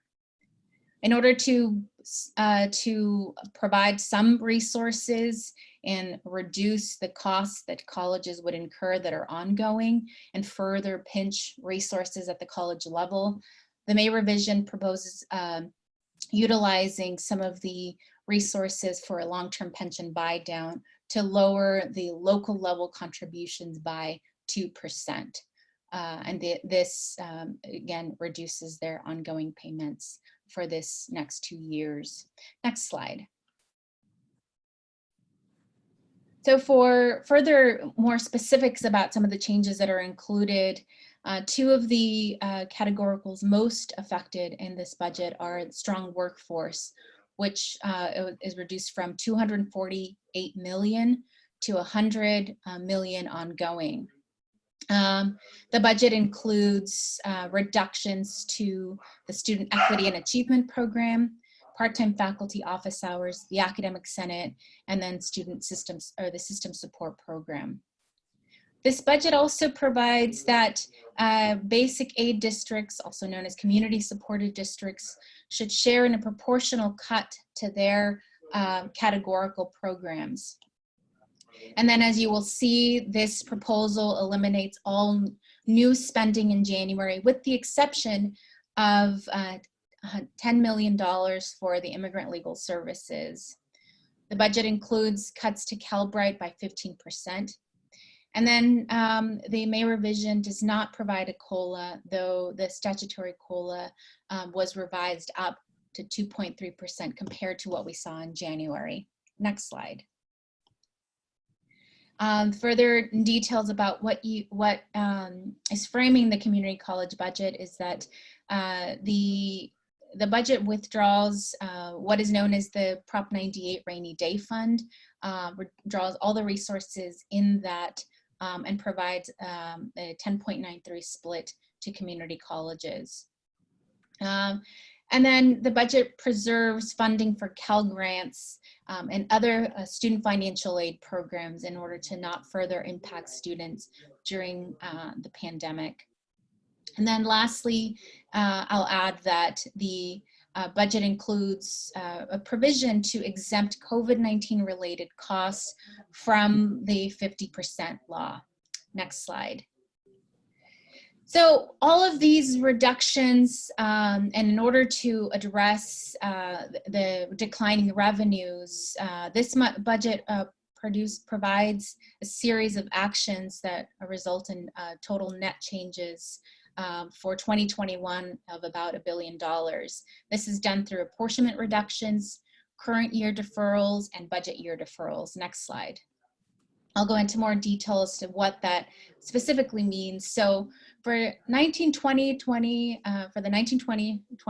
budget, payments in June are deferred until the next fiscal year, and that total is $330 million. In 2021, further actions are taken to actually reduce apportionment by 593, adding back the current year deferral only to further defer payments into the 2021-22 budget for a total net changes of $925 million. Next slide. On top of that, it's important to monitor some of the foregone increases that are included in this budget, including an apportionment COLA of $167 million, and enrollment growth of $32 million for a total of $199 million in foregone increases for our colleges. Next slide. Overall, these next few slides just provide details about the technical adjustments that have been included in the budget. I won't go into too much detail, but happy to answer questions on this. Next slide. You'll see here some of the ongoing adjustments that were made to the budget. The main one I will draw your attention to is one I've covered, which is a $593 million reduction to apportionments. Next slide.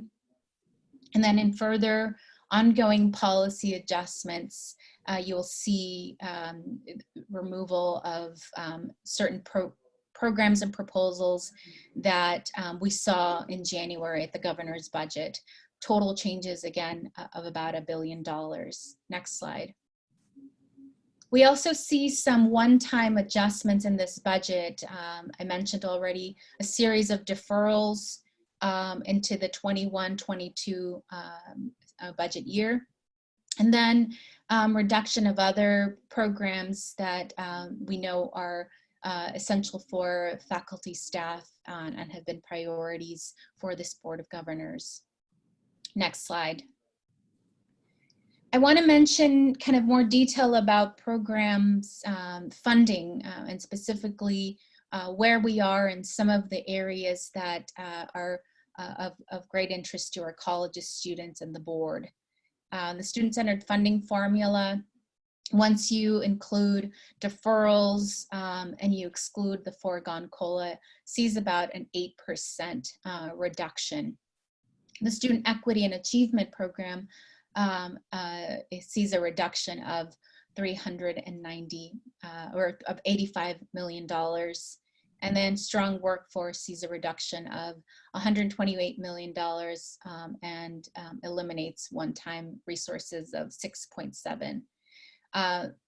Overall, the budget does at least protect some core programs for our students. I'll draw attention to the Disabled Student Program and EOPS and College Promise as priorities that have been mentioned by various groups. Next slide. So that I don't leave you with only bad news, I wanted to mention that the budget does include proposals that were approved by this board in the capital outlay program. So the governor provides funding for 15 continuing projects and 25 new projects, recognizing that these projects put Californians to work. Next slide. And I mentioned all of these, and I know it went through a lot of this detail very quickly, but the overall impact is what I want to draw your attention to. The decreases in proposed funding for community colleges are about $1.5 billion compared to what we saw at the January budget. For comparison, during the Great Recession, which for many accounts really devastated community colleges and access in particular, that period cut $1.5 billion from community college budgets in a span of 5 years. We are seeing the same level of cuts occur in just a matter of 1 year. And so as the lowest funded system of education, we know that these will have consequential impacts to access and equity, and we will do whatever we can to protect every single dollar that we can for our students, our colleges, faculty, and staff, recognizing that more than ever, community colleges will be essential in the response and recovery to COVID-19. I also want to add that for community colleges, specifically the California Community College Chancellor's Office, the agency that supports our 2.1 million students, 115 colleges and 73 districts, our budget change proposal included a request for 21 positions. We did only get one. Our agency has about 131 employees compared to other systems that have about 1,000 employees for their overall student population. So those are some of the changes that we saw for the agency as well. Next slide. And then recognizing the uncertainty of this year's budget process, structure, and an overall knowledge of when the state and Department of Finance will have updated revenues through an Executive Order 2020-06, we've provided extensions to local board adoption deadlines. Specifically, community college districts now have until October 31st to adopt their local budget compared to September 15th when those budgets are typically due. Next slide. And I mentioned that the budget process looks very different this year. The yellow box really shows where we are right now in the process. Budget committees and hearings have begun. And these will be, the only hearings that we have because of interruptions caused by COVID-19. Many of the typical subcommittee hearings that address the community college budget have been postponed or canceled, but there are some that will be occurring in the next week. After this, after budget committee actions are taken, conference committee will discuss differences in the proposals put forward by the Assembly and the Senate, and then the legislative actions will take place to reconcile those differences. And then we do expect a budget to be passed on time. However, given that Californians will pay their and file their taxes by July 15th, we do expect an August adjustment or August revision to those revenues that may require the legislature to again reconvene to make those adjustments as part of the budget. So what you see here are the gray boxes are really some of the unknowns of a vastly new process that the legislature may have to undertake in order to adjust their budget moving forward. Next slide. So I want to thank all of the divisions here at the Chancellor's office. This is a cross-sectional effort, and we will again be working collaboratively and collectively with our many stakeholders and partners to ensure that Californians, the legislature, and state leaders recognize the value of colleges, both the response and recovery. Next slide. As you recall, when we had the Board of Governors Advocacy Day, we were joined by many partners in sharing our budget priorities that included really focusing on the fundamental resources that our colleges and students needed. We look forward to continuing to partner with these organizations and groups and colleges in order to tell student stories, share the impact in it, and worked with the legislature, recognizing that deep cuts may be necessary, but ensuring that flexibility is provided and reminding them that we will work hand in hand to draw down federal resources. Next slide. As I mentioned, California is going to be critical and has been critical in the response, as you often hear from Vice Chancellor Paul Feast share what we have done to partner with the state in responding to and supporting our healthcare professionals as they— Vice Chancellor, I'm sorry, but we need to speed this up. I think most of us know this already. I don't know how much more you have in here. Great. Sorry, the last one is that the next slide is just that we will work together, next slide, to remind Californians about the recovery. And then with that, I will turn it over to Vice Chancellor O'Brien to share details about advocacy and the state legislative process. Before we do that, first of all, could you please send this PowerPoint to the board and have it posted to the public since it wasn't in our materials? Absolutely. I think before we move on to anything else, we ought to take questions and comments from the board regarding the budget. So I open it up right now to the board for comments and questions about the budget.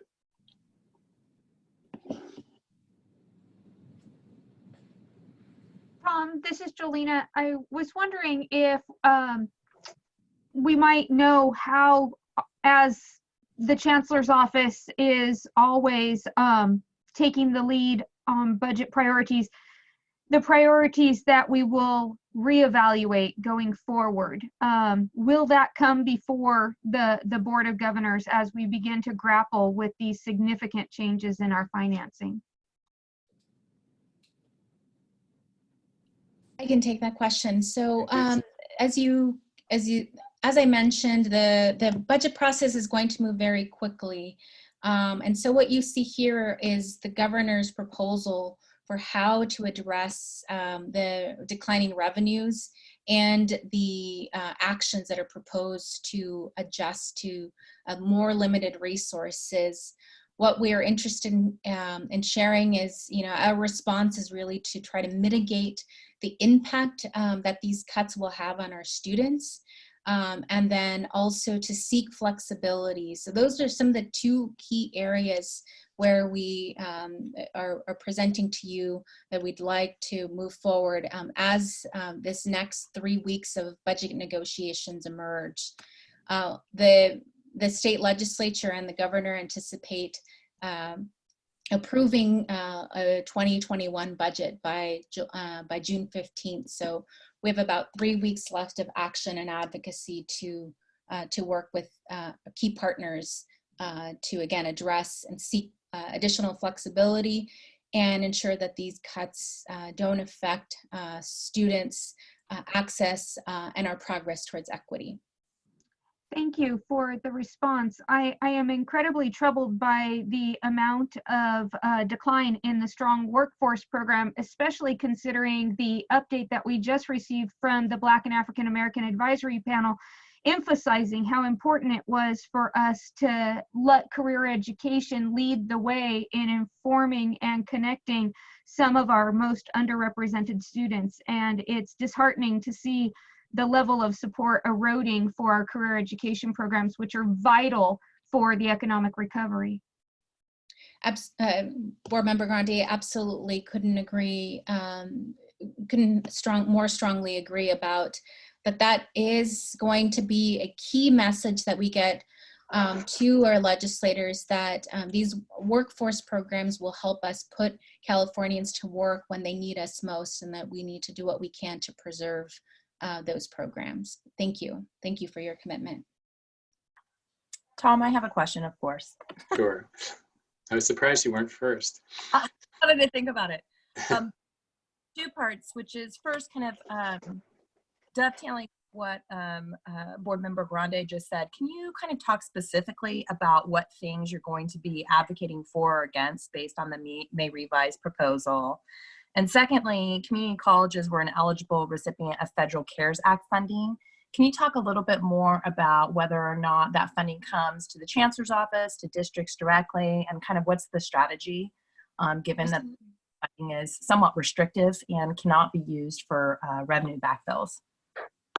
Thank you. Let me discuss a little bit about the CARES Act first. Under interpretations by the U.S. Department of Education, we find that about 800 million students have been arbitrarily excluded from accessing some of those dollars, specifically the direct emergency assistance that could have been available to them. That is having an impact on how colleges readjust their plans on how to provide direct emergency aid to colleges. Many of them have instead been turning to their student equity and achievement resources. The second portion of the CARES Act dollars, which is the 50% portion that can support institutions, has not been released by the U.S. Department of Education. Those dollars will go directly to colleges, actually not districts, they'll go directly to colleges, and then they craft a plan on how to utilize those. Because of the formula that was applied, compared to our other higher ed partners, California community colleges will receive much less in CARES Act dollars, just based on the fact that it utilizes Pell recipients rather than enrollment counts and others. So unfortunately, those dollars will not backfill and or be enough to address some of these challenges. With regards to your question about what we will be advocating for, we'll be advocating that cuts to such programs such as student equity and achievement and strong workforce be reconsidered, given the importance that they will have in serving students' emergency and basic needs during this time, and also in ensuring that California community colleges have and maintain the capacity to provide workforce programs. We believe that that we should be eligible to resources and investments outside of Prop 98, and that while that is challenging, that it's something that should be considered. Other options are really to evaluate how and other programs that can, other investments that can be utilized as well. Then the last thing I'll add is that this budget is also built on various kind of a contingency and a request from the federal government to further invest in California and provide some relief aid. We'll be joining our legislative partners in advocating for federal resources so that these cuts can be mitigated and ideally and hopefully come an August revision, such cuts are not as extensive. And then welcome back. Saying, you know, trying to receive resources outside of Prop 98, I find highly unlikely. And although, you know, I'm not going to speak to the merits of, you know, what should be in or out, you know, Prop 98 is an envelope. And so, you know, if we advocate for more funding, we risk lowering other funding amounts. And I just think that we should be very cautious about that. Okay, Vice President Haynes.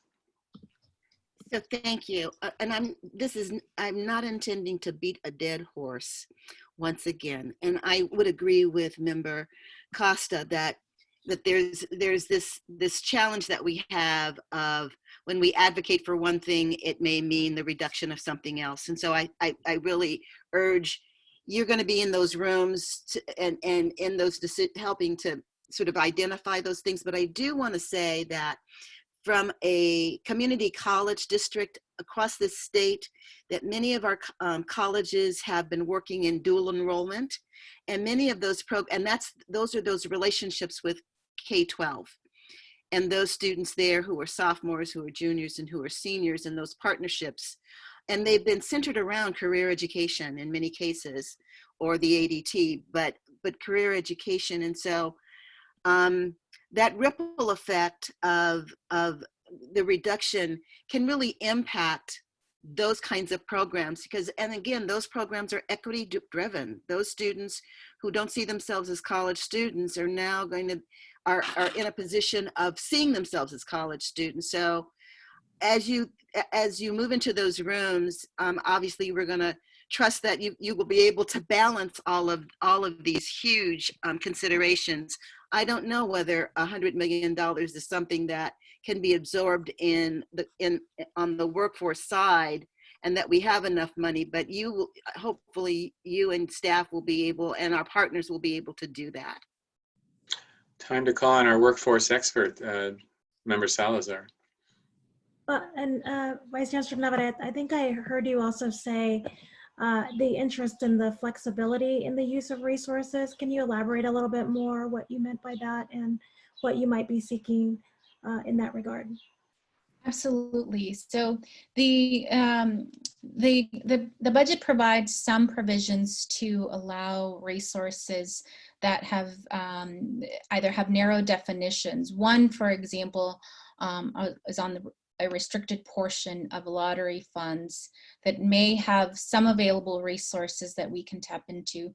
We will be looking through all elements of the budget to identify where there are savings, where there are resources that are underutilized, where we can find efficiencies. And so that's one example of an area that we will continue to talk to our legislative partners to identify the merits of why flexibility in that could be so helpful at a time with such deep cuts. Thank you. Any other board member comments, questions? Okay, continue on with your presentation. Thank you. Lizette. Thank you, President Epstein. I now want to turn it over to my colleague and partner in advocacy as we move into legislative efforts, especially in partnering with on budget issues as well, Vice Chancellor David O'Brien. Thank you very much, Lizette. And recognizing the time, I'll try to be fairly quick here. Good morning, board members. This is David O'Brien, Vice Chancellor for Governmental Relations. I realize that I met many of you, but perhaps not all of you when we did our prep session for last month's Virtual Advocacy Day, but I'm pleased to have joined the Chancellor's office in early April and privileged to be a part of this team. So I'll be presenting 2 updates on state and federal legislation today, but before we get started, I just want to sort of briefly expand on what Vice Chancellor Navarrete was discussing with regards to our budget advocacy. Of course, we're pleased to have over 70 internal and external organizations that have publicly committed to supporting us in our state budget advocacy efforts. And I just want to thank you all as board members for your participation in our past advocacy efforts, and thank you in advance for the advocacy efforts that we hope to engage you in the coming days and weeks. We know that as members of the board, you're some of our system's strongest and most credible advocates. And so we do look forward to reaching out to many of you. Excuse me. We do look forward to reaching out to many of you as we continue to advocate for our system, our campuses, and our students during this budget crisis. You have a couple of items in the agenda that I apologize, I don't have detailed PowerPoints for. But on state legislation, just quickly, the state legislature has returned in session. However, directives from leadership at the Senate and the Assembly have been to focus on legislation either directly related to the COVID-19 pandemic or the economic recession, or other issues deemed especially high priority, such as homelessness, wildfires, utilities, et cetera, issues that were already deemed highest priority prior to the pandemic. So you will note in our state policy and advocacy update that there are several bills you may have heard about earlier this year from Chancellor's office staff that are not advancing, and several bills that are still listed in there that we anticipate may still yet to be withdrawn by their authors due to the need to focus on COVID and the pandemic. However, Vice Chancellor, in light of that, could you just please go over the ones that are likely to stay alive? Yes, of course. And if you look, if you look at the item state policy and advocacy update, we know, for example, that that some of the legislation, I'll just say that in general, legislation that is not deemed as having a fiscal impact of any kind to the state or is not deemed controversial has the highest chance of advancing. So I will deliver the unfortunate news that it seems as though large-scale financial aid reform is highly unlikely to advance this year, as much as we plan to still advocate for it, as well as legislation that has been tagged as having a significant cost to our campuses. We're still awaiting final confirmation, and by the end of the week, we should have something close to a final list of what will and will not be advancing, so we can send a more detailed update to that effect. But for example, a good example of legislation that we anticipate still advancing, you'll see on page 3, Senate Bill 860 by Senator Bell, a pretty straightforward common sense bill clarifying that foster youth services coordinating programs are intended to support high school seniors in those programs in filling out their FAFSAs for financial aid applications, which we talked about a little bit earlier. That's the type of bill that we would expect to see advancing, something that is more about clarifying existing roles, or one bill that we do not have listed in here that we're still analyzing, legislation by Assemblymember Berman allowing for some flexibility within lottery funds for our campuses to use certain unrestricted funds on student supports. And so that's, again, bills that allow for flexibility, bills that clarify the use of certain funds or certain requirements are in general the types of bills that we're going to be looking to as having a higher chance of advancing. And we will make sure to share with you a more final list. This week, I believe this Friday, is the deadline, the revised deadline for bills to be voted on by the policy committee in their House of Introduction. So the main bill we're bringing for you for a proposed position that we've brought through our consultation council process that I'll discuss today is Assembly Constitutional Amendment 5. This is a bill by Assemblymember Shirley Weber that would place on the general election ballot this November the question for voters of whether to repeal Proposition 209. I'm sure many of you are familiar with this bill or with the original proposition, passed in 1996. And effectively prohibited the state from enforcing race-conscious policies to address inequity in fields such as hiring, college admissions, and other public services. It was felt by the broad coalition within the higher education community and social justice advocates that now would be an appropriate time to put this before the voters, this question of repealing Proposition 209, due, of course, to nearly all metrics since the passage of the original measure in 1996, showing the deleterious effect that prohibition has had on California communities of color, especially our Black and Brown communities. And we were pleased to bring this to our consultation council and have unanimous consensus among those who spoke up for our support for Assembly Constitutional Amendment 5. The bill will have to advance through the legislature with a 2/3 vote, and then it would have to go before the voters for consideration in November. And of course, it is not without controversy, but we do stand with our social justice colleagues, and again, nearly unanimous feeling among our consultation partners that now is the time to put this before the voters. So do you need a vote from us, or just, could I just ask if there's any objections among the board? Process. Yeah, any objections in the board to supporting ACA 5? Okay, you got it.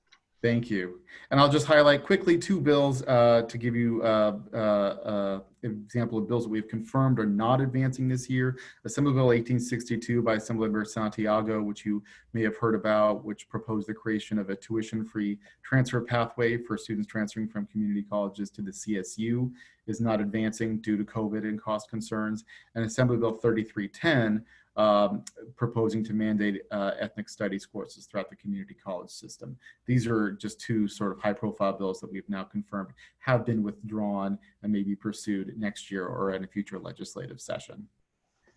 I'm going to stop. I do have a brief update on federal legislation and policy, but I do just want to make sure to stop and see if there are any questions on state legislation or advocacy I can address. Member Fitzgerald. Thank you, President Epstein. There's a bill that the students of the California Community College System are very familiar with, which is AB 2190. This is the bill that would grant the first-year student member of the Board of Governors a full vote. Going off of how the Cal State trustees handled this, they kind of had a tracking and watch stance. And I know that this board has debated over whether it would weigh in and support bills in matters of board composition. And I think our decision was that we would remain neutral.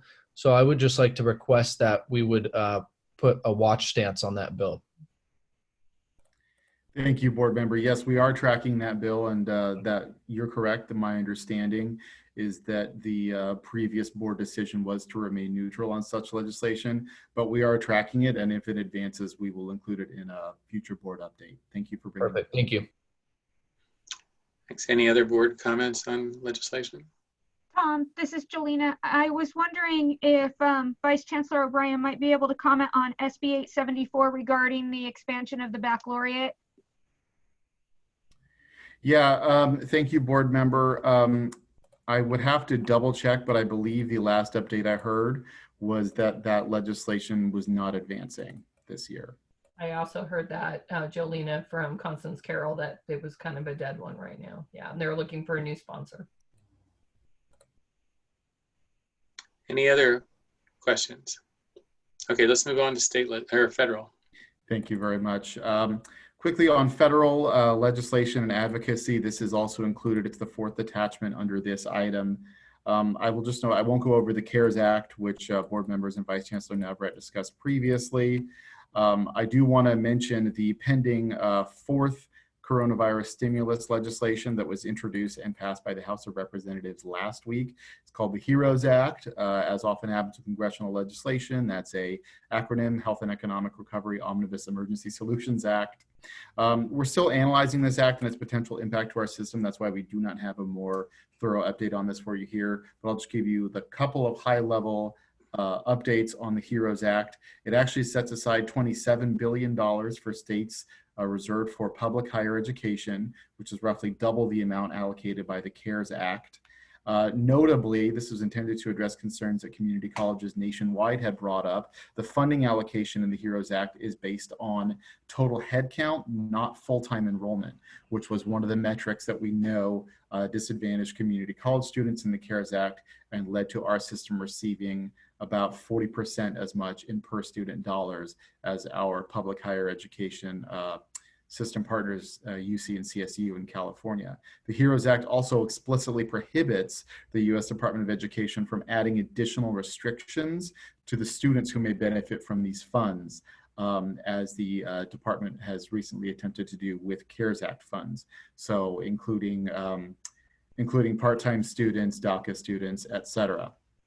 I would note that the HEROES Act narrowly passed the House of Representatives last Friday on an almost entirely party line vote, and has thus far been characterized by Republican leaders in the Senate as an extremely partisan Democratic wish list. And as of this morning, the latest update was that Republican leaders, including the White House, emphasized that they did not see the need to rush the fourth coronavirus stimulus bill. And while they will consider it, they do intend to take their time. So we clearly are not in a situation as we were with the CARES Act, which passed with unanimous consensus in both houses of Congress. This will be controversial, and there will be negotiations and compromises made around this one. However, this is a priority for the governor and the state, as many of the provisions in the HEROES Act would help offset and would trigger no cuts in the May revised budget if it is enacted on time. So we'll be happy to share a more comprehensive overview of the HEROES Act once we have it. But at this time, we are monitoring it very closely and hopeful for those provisions that would benefit our system and our students. And I finally just want to note another bill that we are proposing for position here, and if the board is okay with it, we can do what President Epstein did with the state legislation, see if there are any objections to our support. Although the bill has actually already been signed into law, it was passed very quickly. The bill is HR 6322-6322, the Student Veteran Coronavirus Response Act. This was legislation that board member Villalobos brought to us, authored by California's own Representative Mark Takano, former community college trustee, that helps shore up a lot of the gaps in veteran student aid benefits for students who are veterans whose education was disrupted by the COVID crisis. And so while it is proposed for official position, I would note that it passed very quickly, unanimously, and was signed into law last month.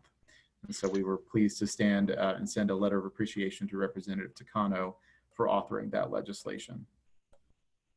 Okay, sounds good. We obviously don't need to take any action on that. Okay, is that it? That is it. Happy to take any questions from board members. Any board member comments, questions about federal?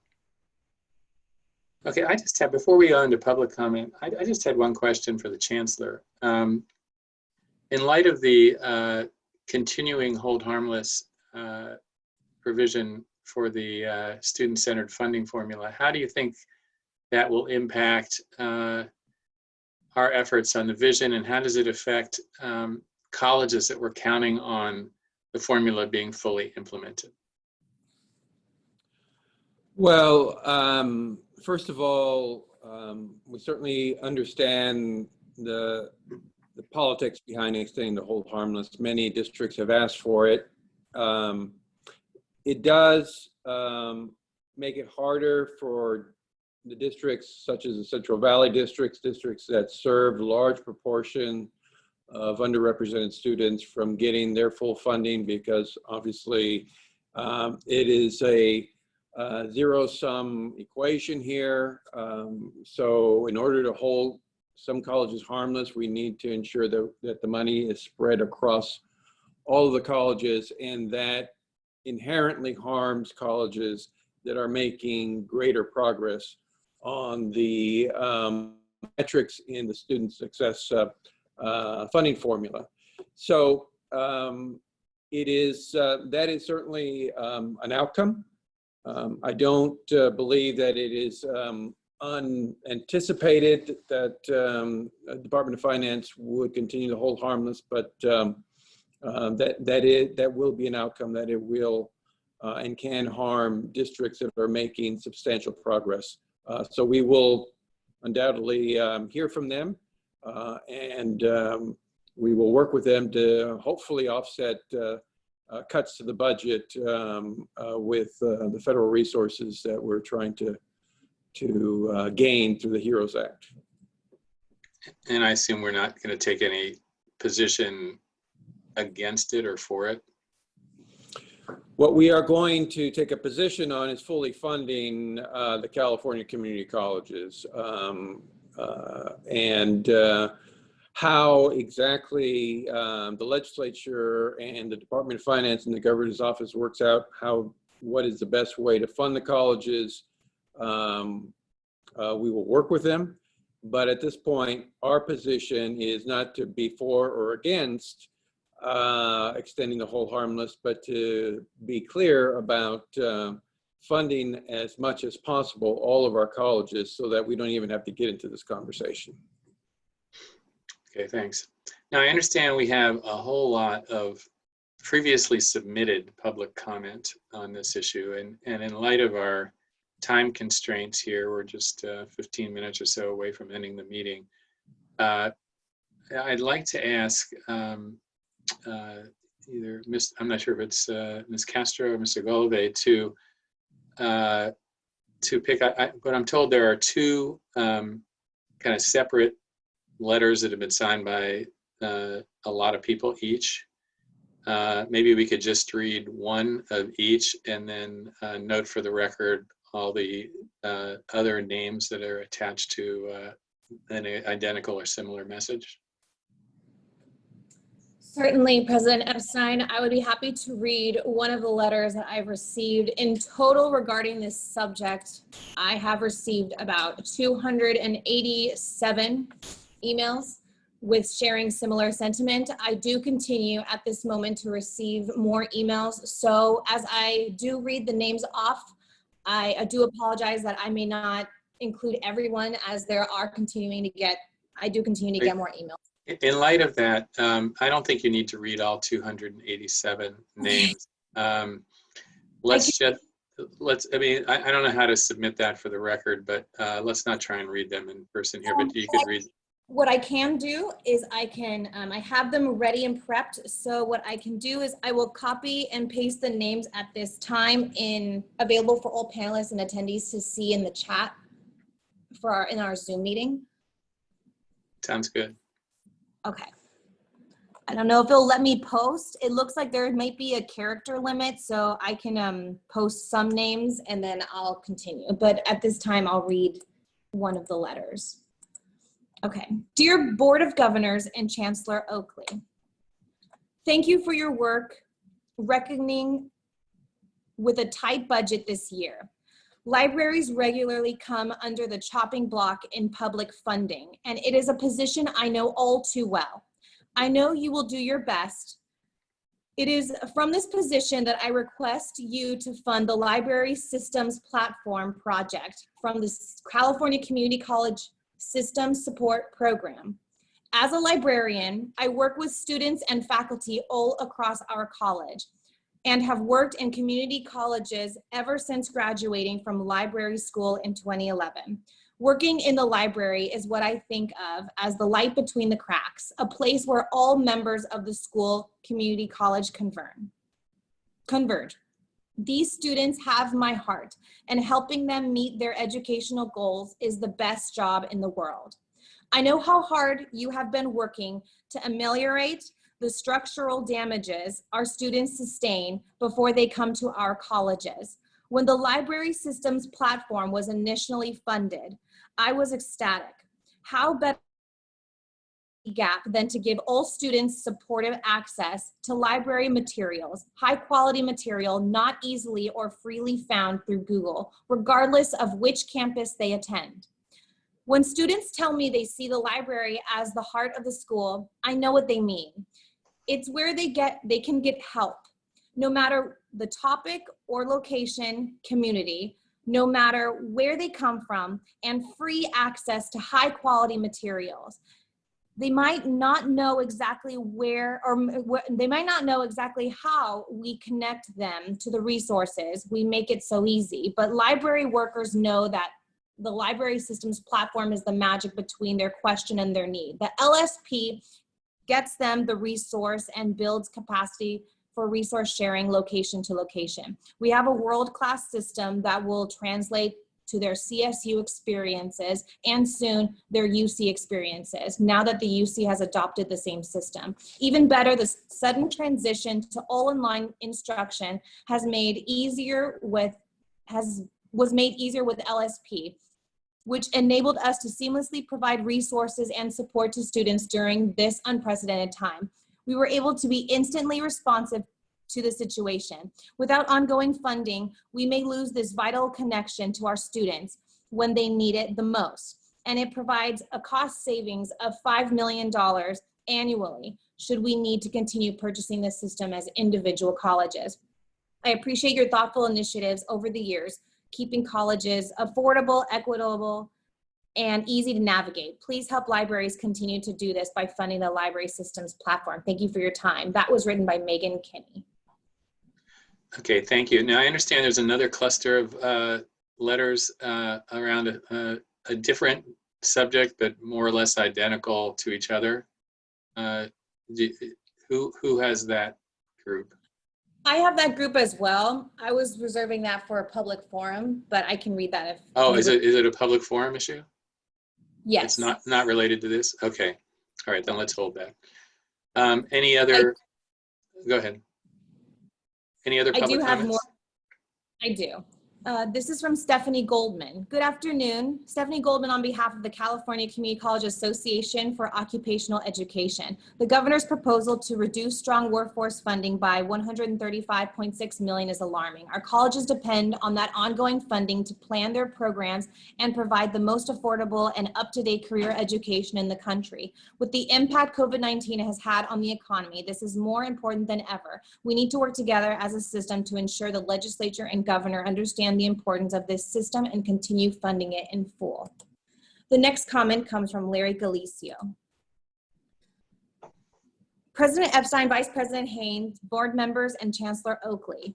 I am Larry Galicio, President and CEO of the Community College League of California. The League offers the board, the chancellor, and state elected leaders the following district and college level observations and recommendations concerning the governor's May revision. We thank the governor for including the following elements in the May revision: reduction of employer pension contribution rates, exemption of COVID-19 related expenses incurred by districts from the 50% law, extension of the hold harmless provision of the SCFF by an additional 2 years, maintenance of planned capital outlay projects, honoring the Proposition 98 statutory split, employment of general fund payment deferrals to avoid immediate apportionment reductions, plan to recover Proposition 98 spending in out years. Nonetheless, the League urges the Board of Governors, the Chancellor, and our member districts to, at a minimum, advocate for the following: a workload reduction proportional to the budget reductions, maximization of base resources and flexibility for districts to address the shortfall,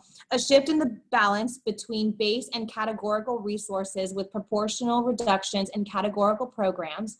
Additionally, districts necessitate greater flexibility in categorical spending, including the employment of categorical reserves. Reductions to strong workforce should begin with its regional component. Our district and college leaders across the state have effectively adapted to the public health emergency and continue to serve the students and communities. And our colleges are indispensable for California's successful adaptation to the public health and economic crisis. We produce a significant portion of the essential workforce infrastructure, and we will be the institutions of choice for Californians seeking retraining and further education in lieu of the double-digit unemployment we confront. It is necessary, although insufficient, to rely upon the federal government to adequately invest in California's community colleges. We call upon the governor and the legislature to demonstrate its understanding of California's community colleges and to include the aforementioned elements in the constitutionally required June budget. My last email comment is from Manny Rodriguez.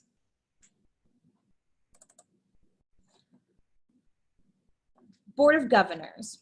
Oh, this is from Education West Trust. Board of Governors, good morning, President Epstein, members, Chancellor Oakley, and others. As an organization working to expose and eradicate the injustices and inequities in California schools and colleges, the Education Trust West, ETW, respectfully asks that the Board of Governors approve their support position on ACA 5 Weber. First, ETW would like to reinforce our support for all the work you're doing here at the Board of Governors and within the Chancellor's office, work that ETW sees as equity-centered and student-centered. Furthermore, on the government relations side, we are excited that Vice Chancellor David O'Brien is part of your team. We have worked with him in the past and look forward to continuing our collaboration on behalf of the 2.1 million students within the California Community College system. This morning, I could highlight all the budgetary and legislative alignment we have, but instead I would like to focus on one key proposal which is deeply rooted in equal opportunity and racial equity. That is ACA 5 Weber. As a steering committee member of the Opportunity for All Coalition, we respectfully ask that you follow through on your support position of ACA 5 Weber and join our movement to put the repeal of Prop 209 on the ballot. This proposal is critically needed right now. While we are all going through this pandemic together, our African American and Latinx communities are seeing an unequal impact on health, education access, and economic safety. As we emerge from COVID-19, our policymakers and leaders will need every tool to recover socially and economically with fairness for all. ACA 5 will help us actively prevent discrimination by not allowing us to turn a blind eye to the inequalities and realities that race and gender play in all aspects of society. The racial and gender gaps in our state are not a result of unequal ability. They're a result of unequal opportunity. Please join us in bringing opportunity for all via ACA 5. Thank you, Manny Rodriguez. Thank you. Mr. Galway, are there other Yes, we have received some comments here in the Q&A, and I will go ahead and read them right now. Comment number 1, the CCC libraries worked diligently with the state legislature and our Okay, CCC. I think, sir, I think we've already heard that one. So I think we can, anyone about the libraries we can skip. Okay. Just that you want to identify though who sent it, that would be great. Sure. Yeah, we received another comment not related to the libraries. Last week's somber budget news paints a painful picture for our system. FACCC will be advocating for less severe cuts in the coming weeks, and we look forward to joining the Chancellor's office and stakeholders in a unified message in support of our community colleges. However, if cuts to the funding formula are unavoidable, we recommend eliminating the performance-based allocation to offset the proposed 10% cut.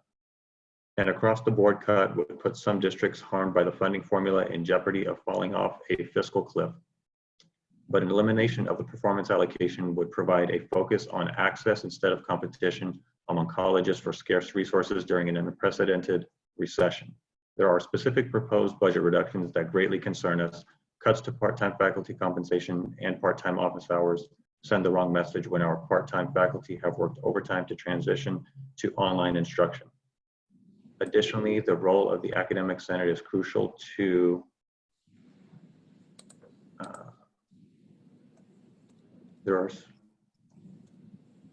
it got cut off, I'll continue. There are specific proposed budget reductions that greatly, the cuts to strong workforce will significantly impact the ability of our colleges to educate nurses, EMTs, respiratory therapists, and other essential workers needed during this public health crisis.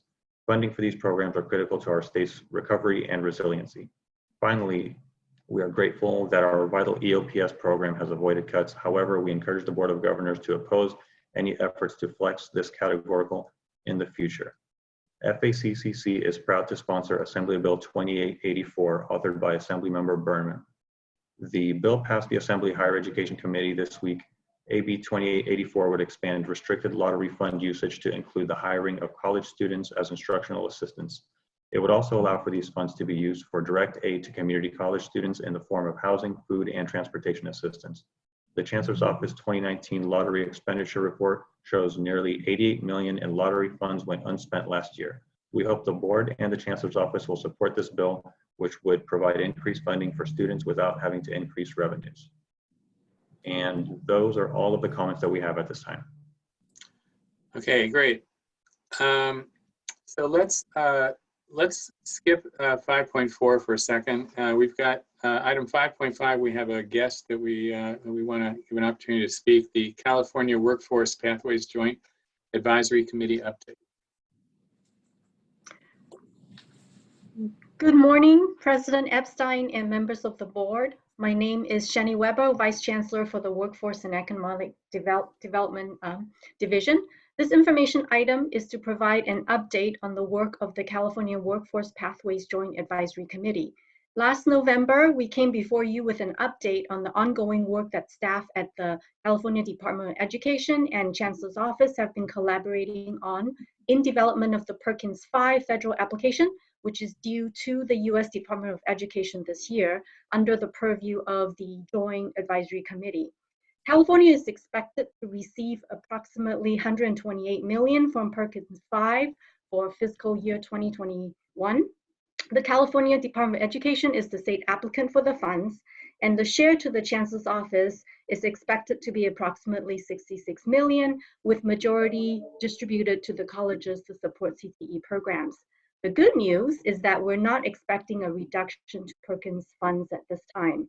BOG member Jolina Grande, as Vice Chair of the California Workforce Pathways Joint Advisory Committee, will be presenting today's update regarding the Perkins 5 federal application being finalized to be submitted to the U.S. Department of Education. Member Grande. Thank you, Vice Chancellor Weber. I also have Ting Sun, who is the chair of the California Workforce Pathways Joint Advisory Committee, on our call today. I think she's still there. She was there a little bit earlier. Yeah, she is. I'll let her provide some greetings, and then I'll continue on. Dr. Sun? I will make these very quick greetings. So hi, everyone. Thank you so much. And I just want to extend my gratitude to the partnership that we've had with the Board of Governors and recognize my past partner in crime, Pamela Hayes, and other governing board members who've been part of this committee, Amy Costa and Valerie Shaw. And then current members, Jolina Grande, Alma Salazar, and Bill Rawlings. This has been a great partnership over the last 2.5 years now that we have been working on this plan. And just want to also recognize the conversation and the commitment that the Board of Governors had in ensuring that we maintain funding for the programs for CTE. And I think with that, I'll just leave it for Member Grande to finish the presentation. Thank you. Thank you, Chair Sun.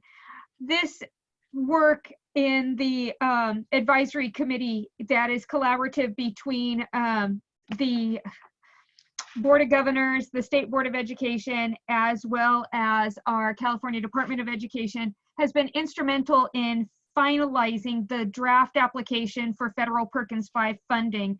As Vice Chancellor Weber already mentioned, this could be worth $66 million to the community college system in order for us to support career education and the work that has been done to date in our vocational pathways.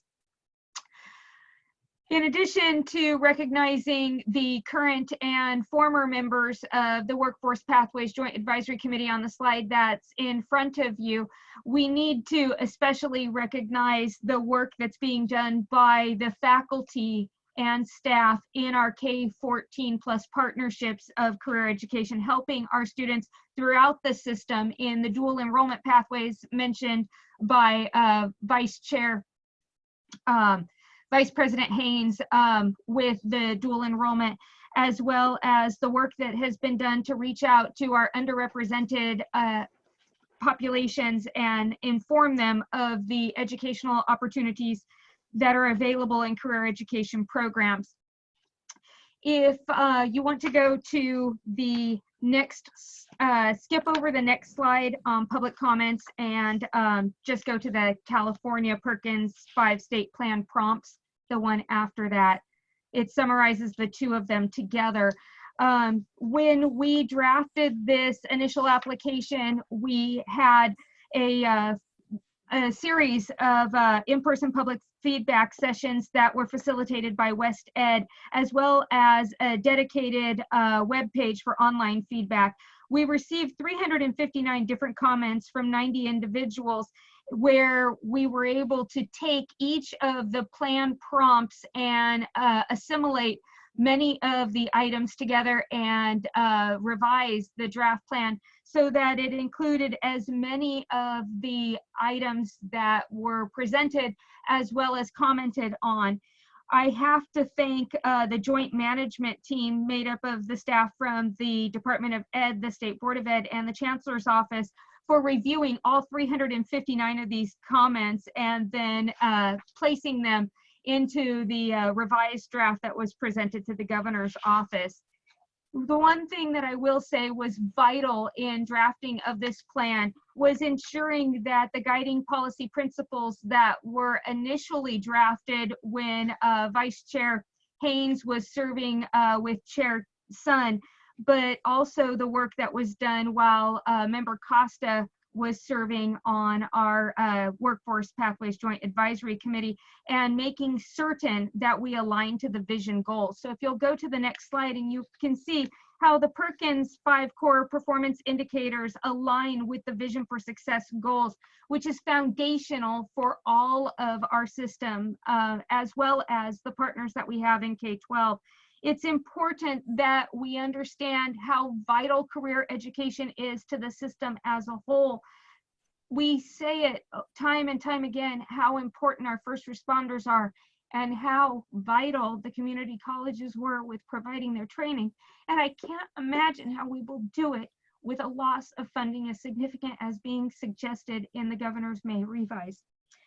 I apologize for the brevity of this presentation, but I'm cognizant of everyone's time, and I want to stop here and take any questions that there may be. Thank you. We appreciate your brevity. Any comments or questions from the board?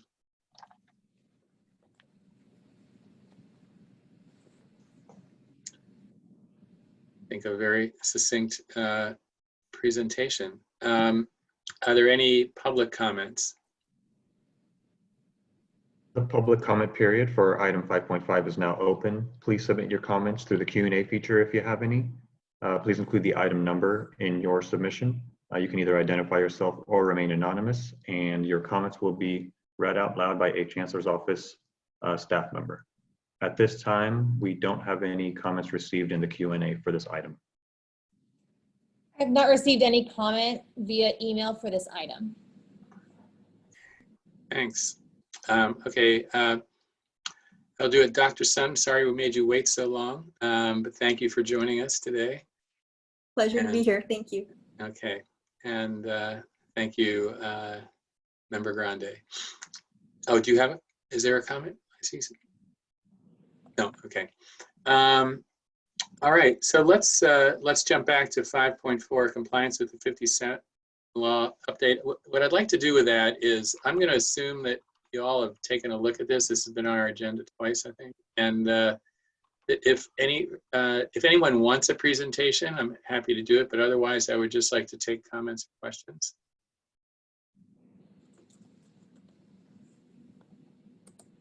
Anybody have anything to say on 5.4? Okay, any public comment on 5.4?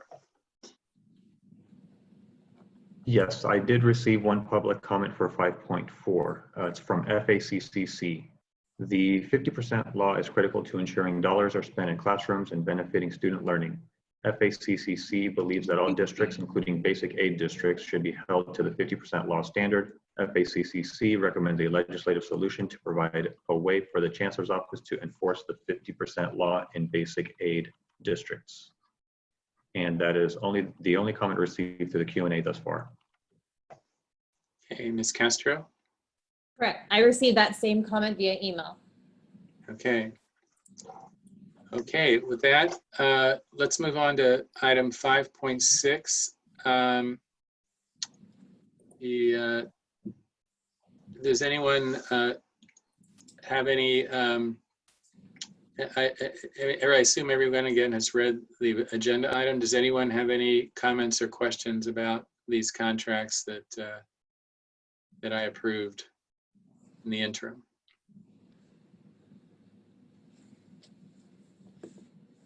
Okay, hearing none, are there any public comments? There have been no public comments received through the Q&A for item 5.6 at this time. I I've not received any email public comment for this item. Okay. With that, let's move on to item 5.7, and this is the Alexis Zaragoza appreciation moment. So I assume there will be a few people who would like to comment. So I see, not surprisingly, Member Fitzgerald is first. All righty. So yes, it is a solemn day for me to say goodbye, but I do have something prepared. So fellow members of the board and members of the public, this is the final Board of Governors meeting for Alexis Zaragoza, who is one of the California Community College's greatest student advocates and someone I am so pleased I get to call my friend. Alexis has served the California Community College students with unwavering passion for 2 years and is moving on to greater things.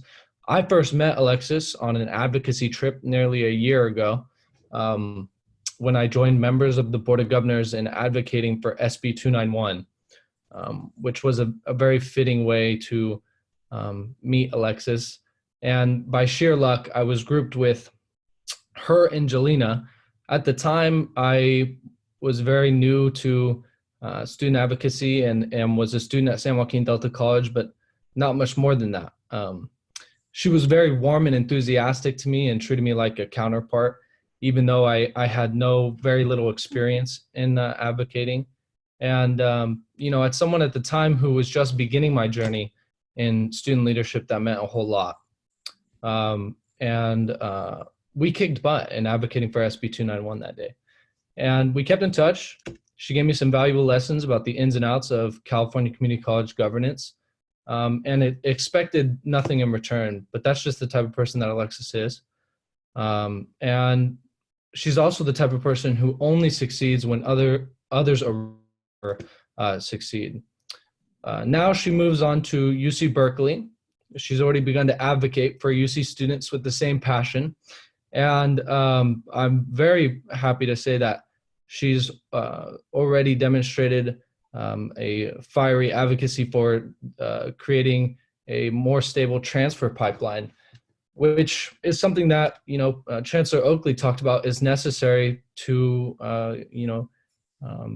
advance the vision for success. So we have someone on the inside of the UC system already who's still fighting for the vision for success. So with a hint of sorrow and a ton of love, I want to congratulate Alexis on completing her service for the California Community Colleges, and I wish her the greatest luck all my Irishness can buy in all her future endeavors. Thank you, Member Fitzgerald. Who else? You could say thank you, but we're going to let you go last, Member Zaragoza. So anyone else care to give a board member report? I'll say something. Just congratulations. You know, I can't remember. I've been on the board 5 years, and I don't know how many women were. Seemed like a lot of our trustees were men. I can't remember, but I know that you certainly represented us well. And I think you just have. I think you have a fabulous future. You're kind of tricky because you're very quiet, but you're obviously brilliant and very effective. So those are good qualities. So it's been my pleasure to serve with you, and I will certainly be watching your career. Congratulations. Member Rawlings. Thank you, President Epstein. Alexis, you know how I feel about you. You've been a fantastic partner on the board.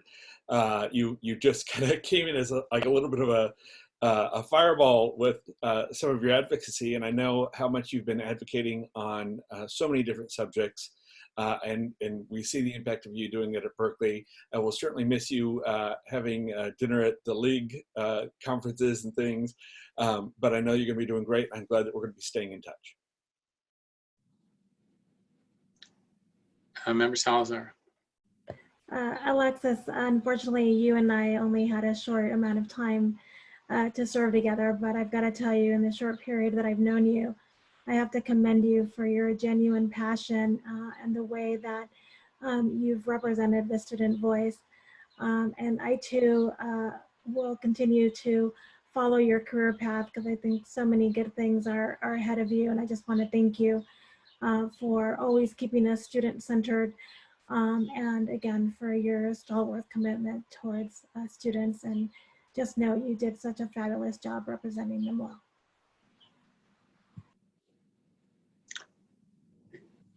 Any other board member reports? Member Grande. Thank you, President Epstein. Alexis, I cannot begin to express to you how excited I am for your future, and to know that it's the California Community Colleges that launched you on your pathway. I am looking forward to reading your name in the headlines on a federal level and beyond. Congratulations on finishing your term of service, and I look forward to catching you in the headlines. President Epstein? Yes, Member Hall. Can I just do a short report before I say something to Alexis? Of course. So a friend of mine who I've known for many years, John Feely, is an executive now with NBC Universal. He is a graduate of the College of San Mateo. He appreciates community colleges, and he would like to use NBC's resources to promote the community colleges throughout California. Last month, John and his team from NBC and I did a very productive telephone call with Vice Chancellor Feast and Paige Dorr, who's the Director of Communications and Marketing in the Chancellor's office. And John's team described to the Vice Chancellor what NBC could do. Typically it'd be TV spots. We understand there's budget issues for TV, although John's team is willing to work with the Chancellor's office to come up with something that would work financially, but they can also do digital ads through websites, streaming, and NBC obviously has a statewide presence. Telemundo is part of NBC, so there's resources through Telemundo that we could utilize. Anyway, John's following up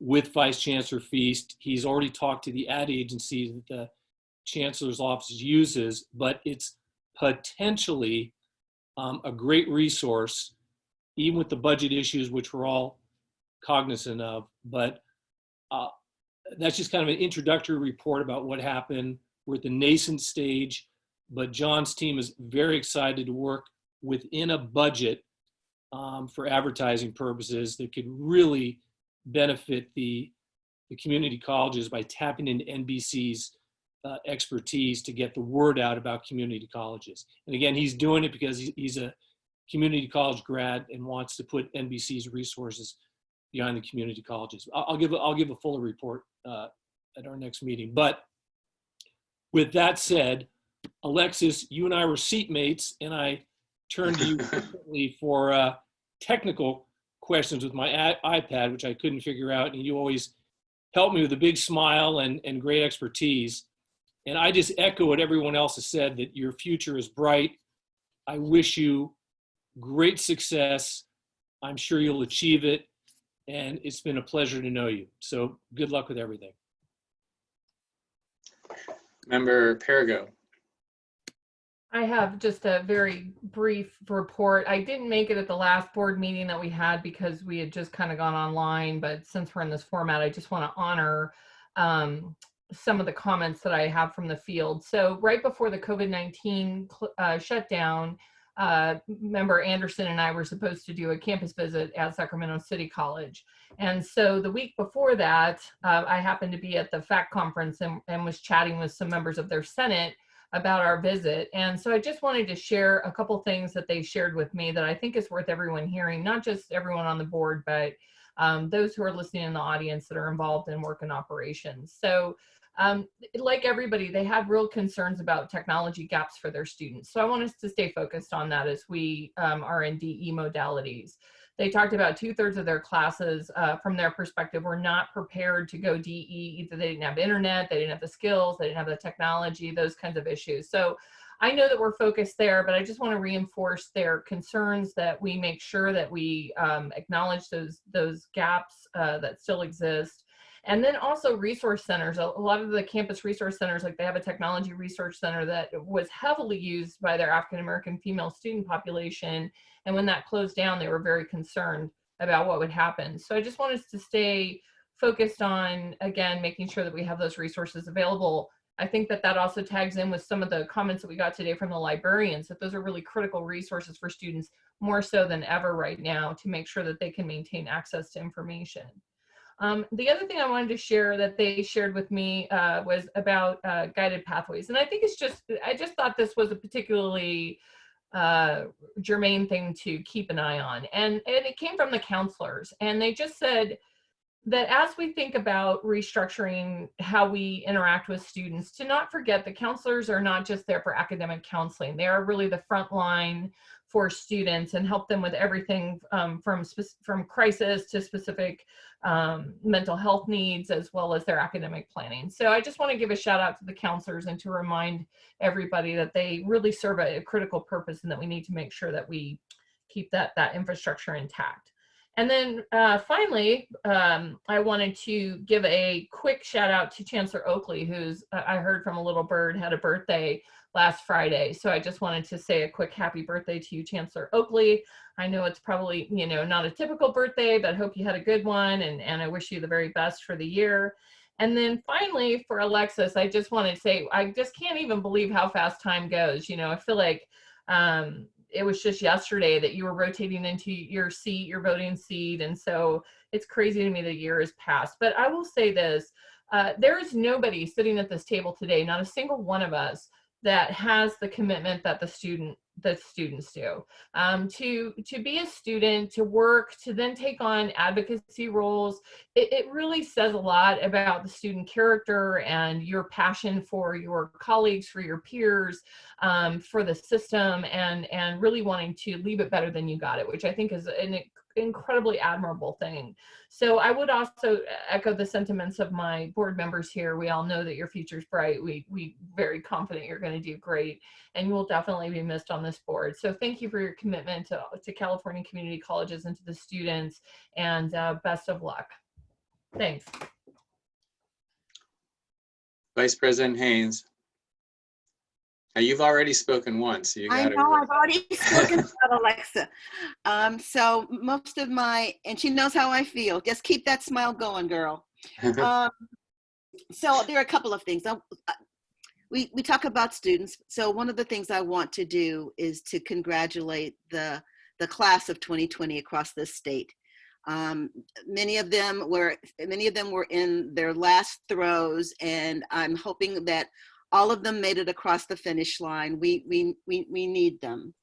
The other thing relative to students, I want to thank every student who showed up over this past year to advocate on behalf of not only themselves, but other students across the state.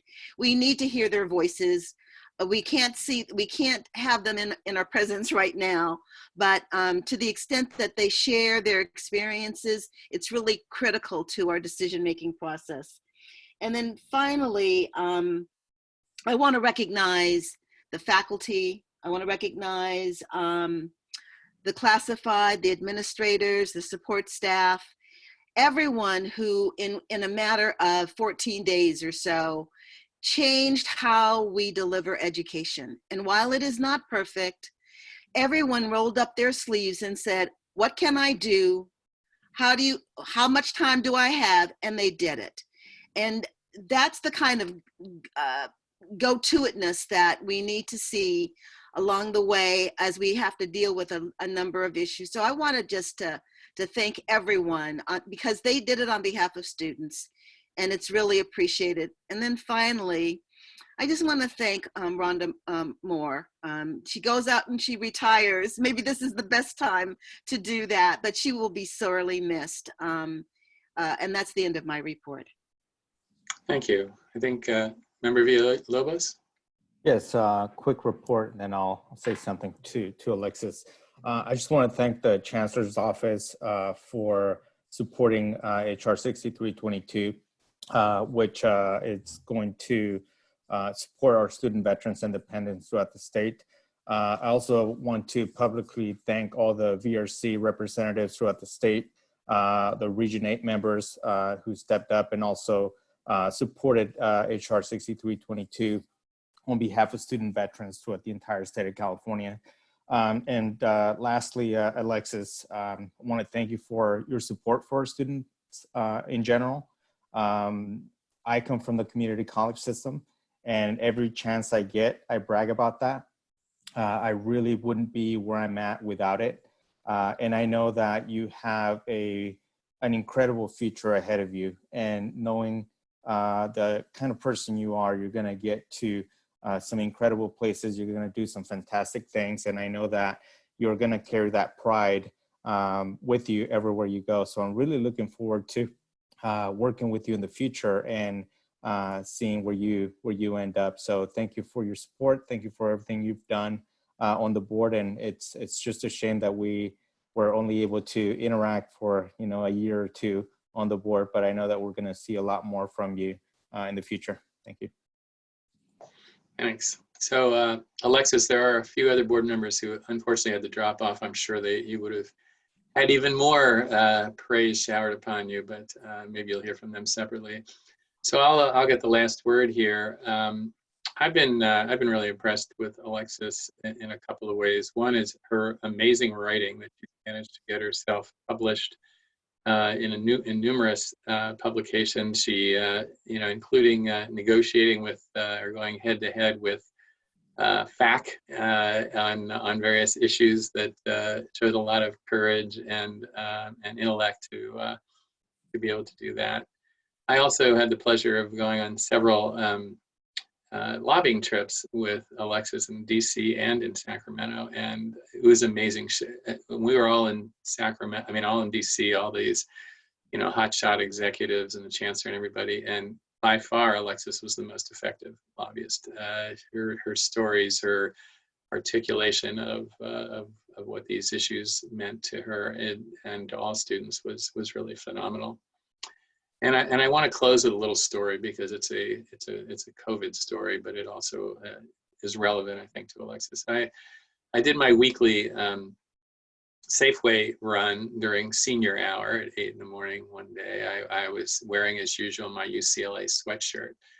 And I'm looking at the vegetables, and I realized I forgot one. I turn over my right shoulder, and there's this guy standing right next to me. We bumped shoulders. And I say, you please give me some room. And he looks at me, sees my sweatshirt, and says, "Oh, public school guy, that figures."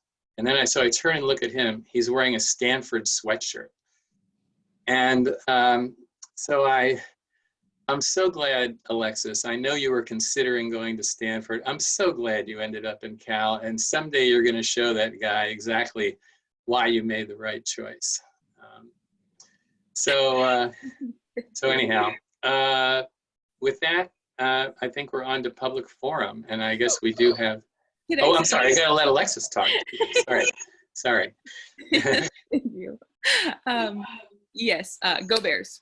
But I want to say thank you to all of you. If I was there in person, I would be giving you all a huge hug. But I cannot believe how far I personally come when being on this board and being surrounded by all of you and having such incredible figures in front of me to show me what leadership looks like and really outlining who I want to be and the things that I want to be. And so that's been incredible for me. First starting on the board, I would hardly even talk in class, let alone on a huge board like this. I was a lot more quiet, a lot more nervous. But, looking back on it, I can hardly recognize that form of Alexis anymore.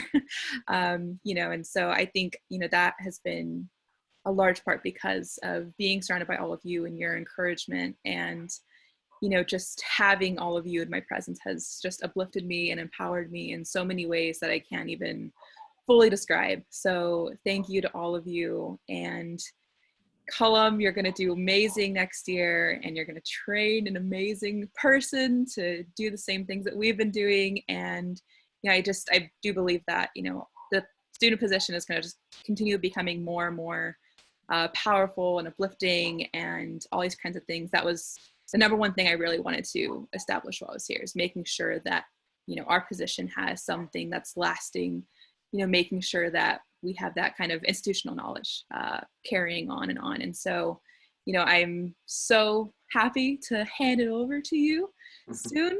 Me and him are still going to be talking for the next month, figuring stuff out, because I've still got till June. But as a last meeting, you know, thank you to all of you. And despite being through a computer screen, I can feel the love.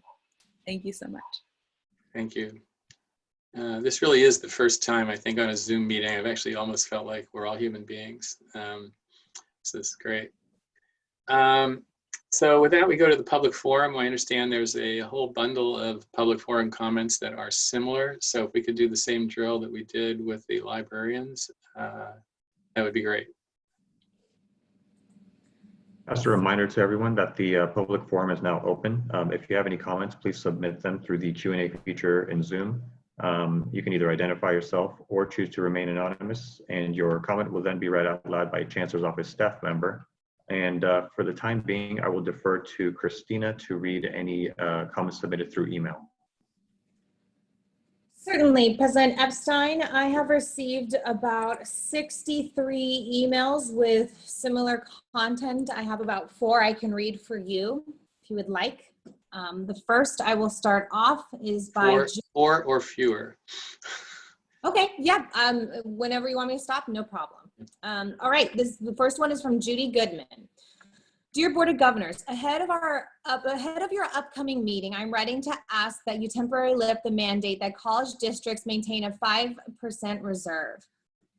Doing so will help our community colleges weather the fiscal damage of the COVID-19 crisis and the upcoming budget shortfall.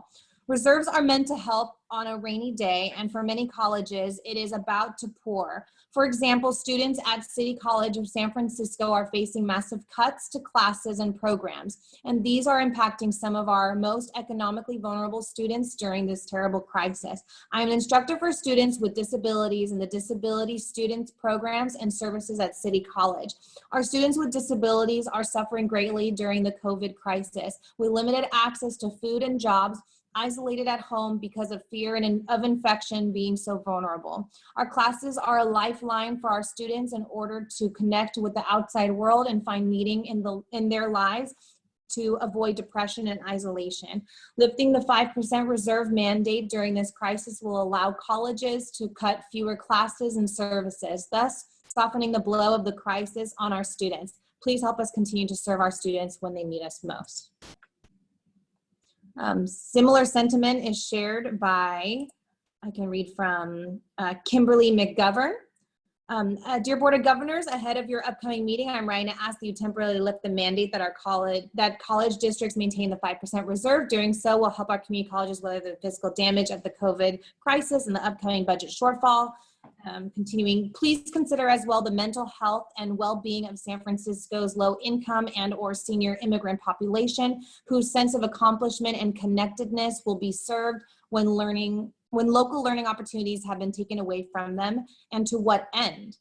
We are all struggling to survive, let alone thrive, in our flailing economy. Free, low-cost education for the most vulnerable residents in San Francisco should be a continuing priority. Resources should not be withdrawn now or in the coming months when students have even more time and motivation to learn and make progress in their lives. Then some photos were included. And then similar sentiment, it was someone else as an instructor. This is from Norman Lowe, an adjunct faculty. As an instructor of economics, CCSF, I have educated hundreds of immigrant students who have gone on to transfer and graduate from colleges and universities to get and retain jobs and to contribute to our state's economy and neighborhoods as members of our civic community. But my students are now facing a 20% cut in the classes they need to work, many in the health professions or as essential workers in various sectors. In my evening and Saturday classes, most of the students are coming from the minority community working class. I have seen single mom parent worker, military student, and full-time working students. With the current cut of these classes, our students will have nowhere to achieve their educational goals and social mobility. Our students have been facing a very difficult time for job losses and financial difficulties. As a public agent serving our community, I believe we should practice social justice and helping our community during this difficult time. It is disappointing to see any class cut when our students depend on these classes to move forward in their life. I urge the California Community College System's Board of Governors to temporarily lift the mandate that college districts maintain a 5% reserve and allow colleges to use their reserves to soften the impact of the crisis. Stay safe and healthy. Best regards. Okay, thanks. I think that's enough. But if you could again submit the names of all the people who submitted similar comments, that would be great. I will do so now. Okay, thanks. And for the last word, I want to turn it back to Chancellor Oakley. I will just have a few. I just want to say thank you to the Board of Governors for getting through this this meeting.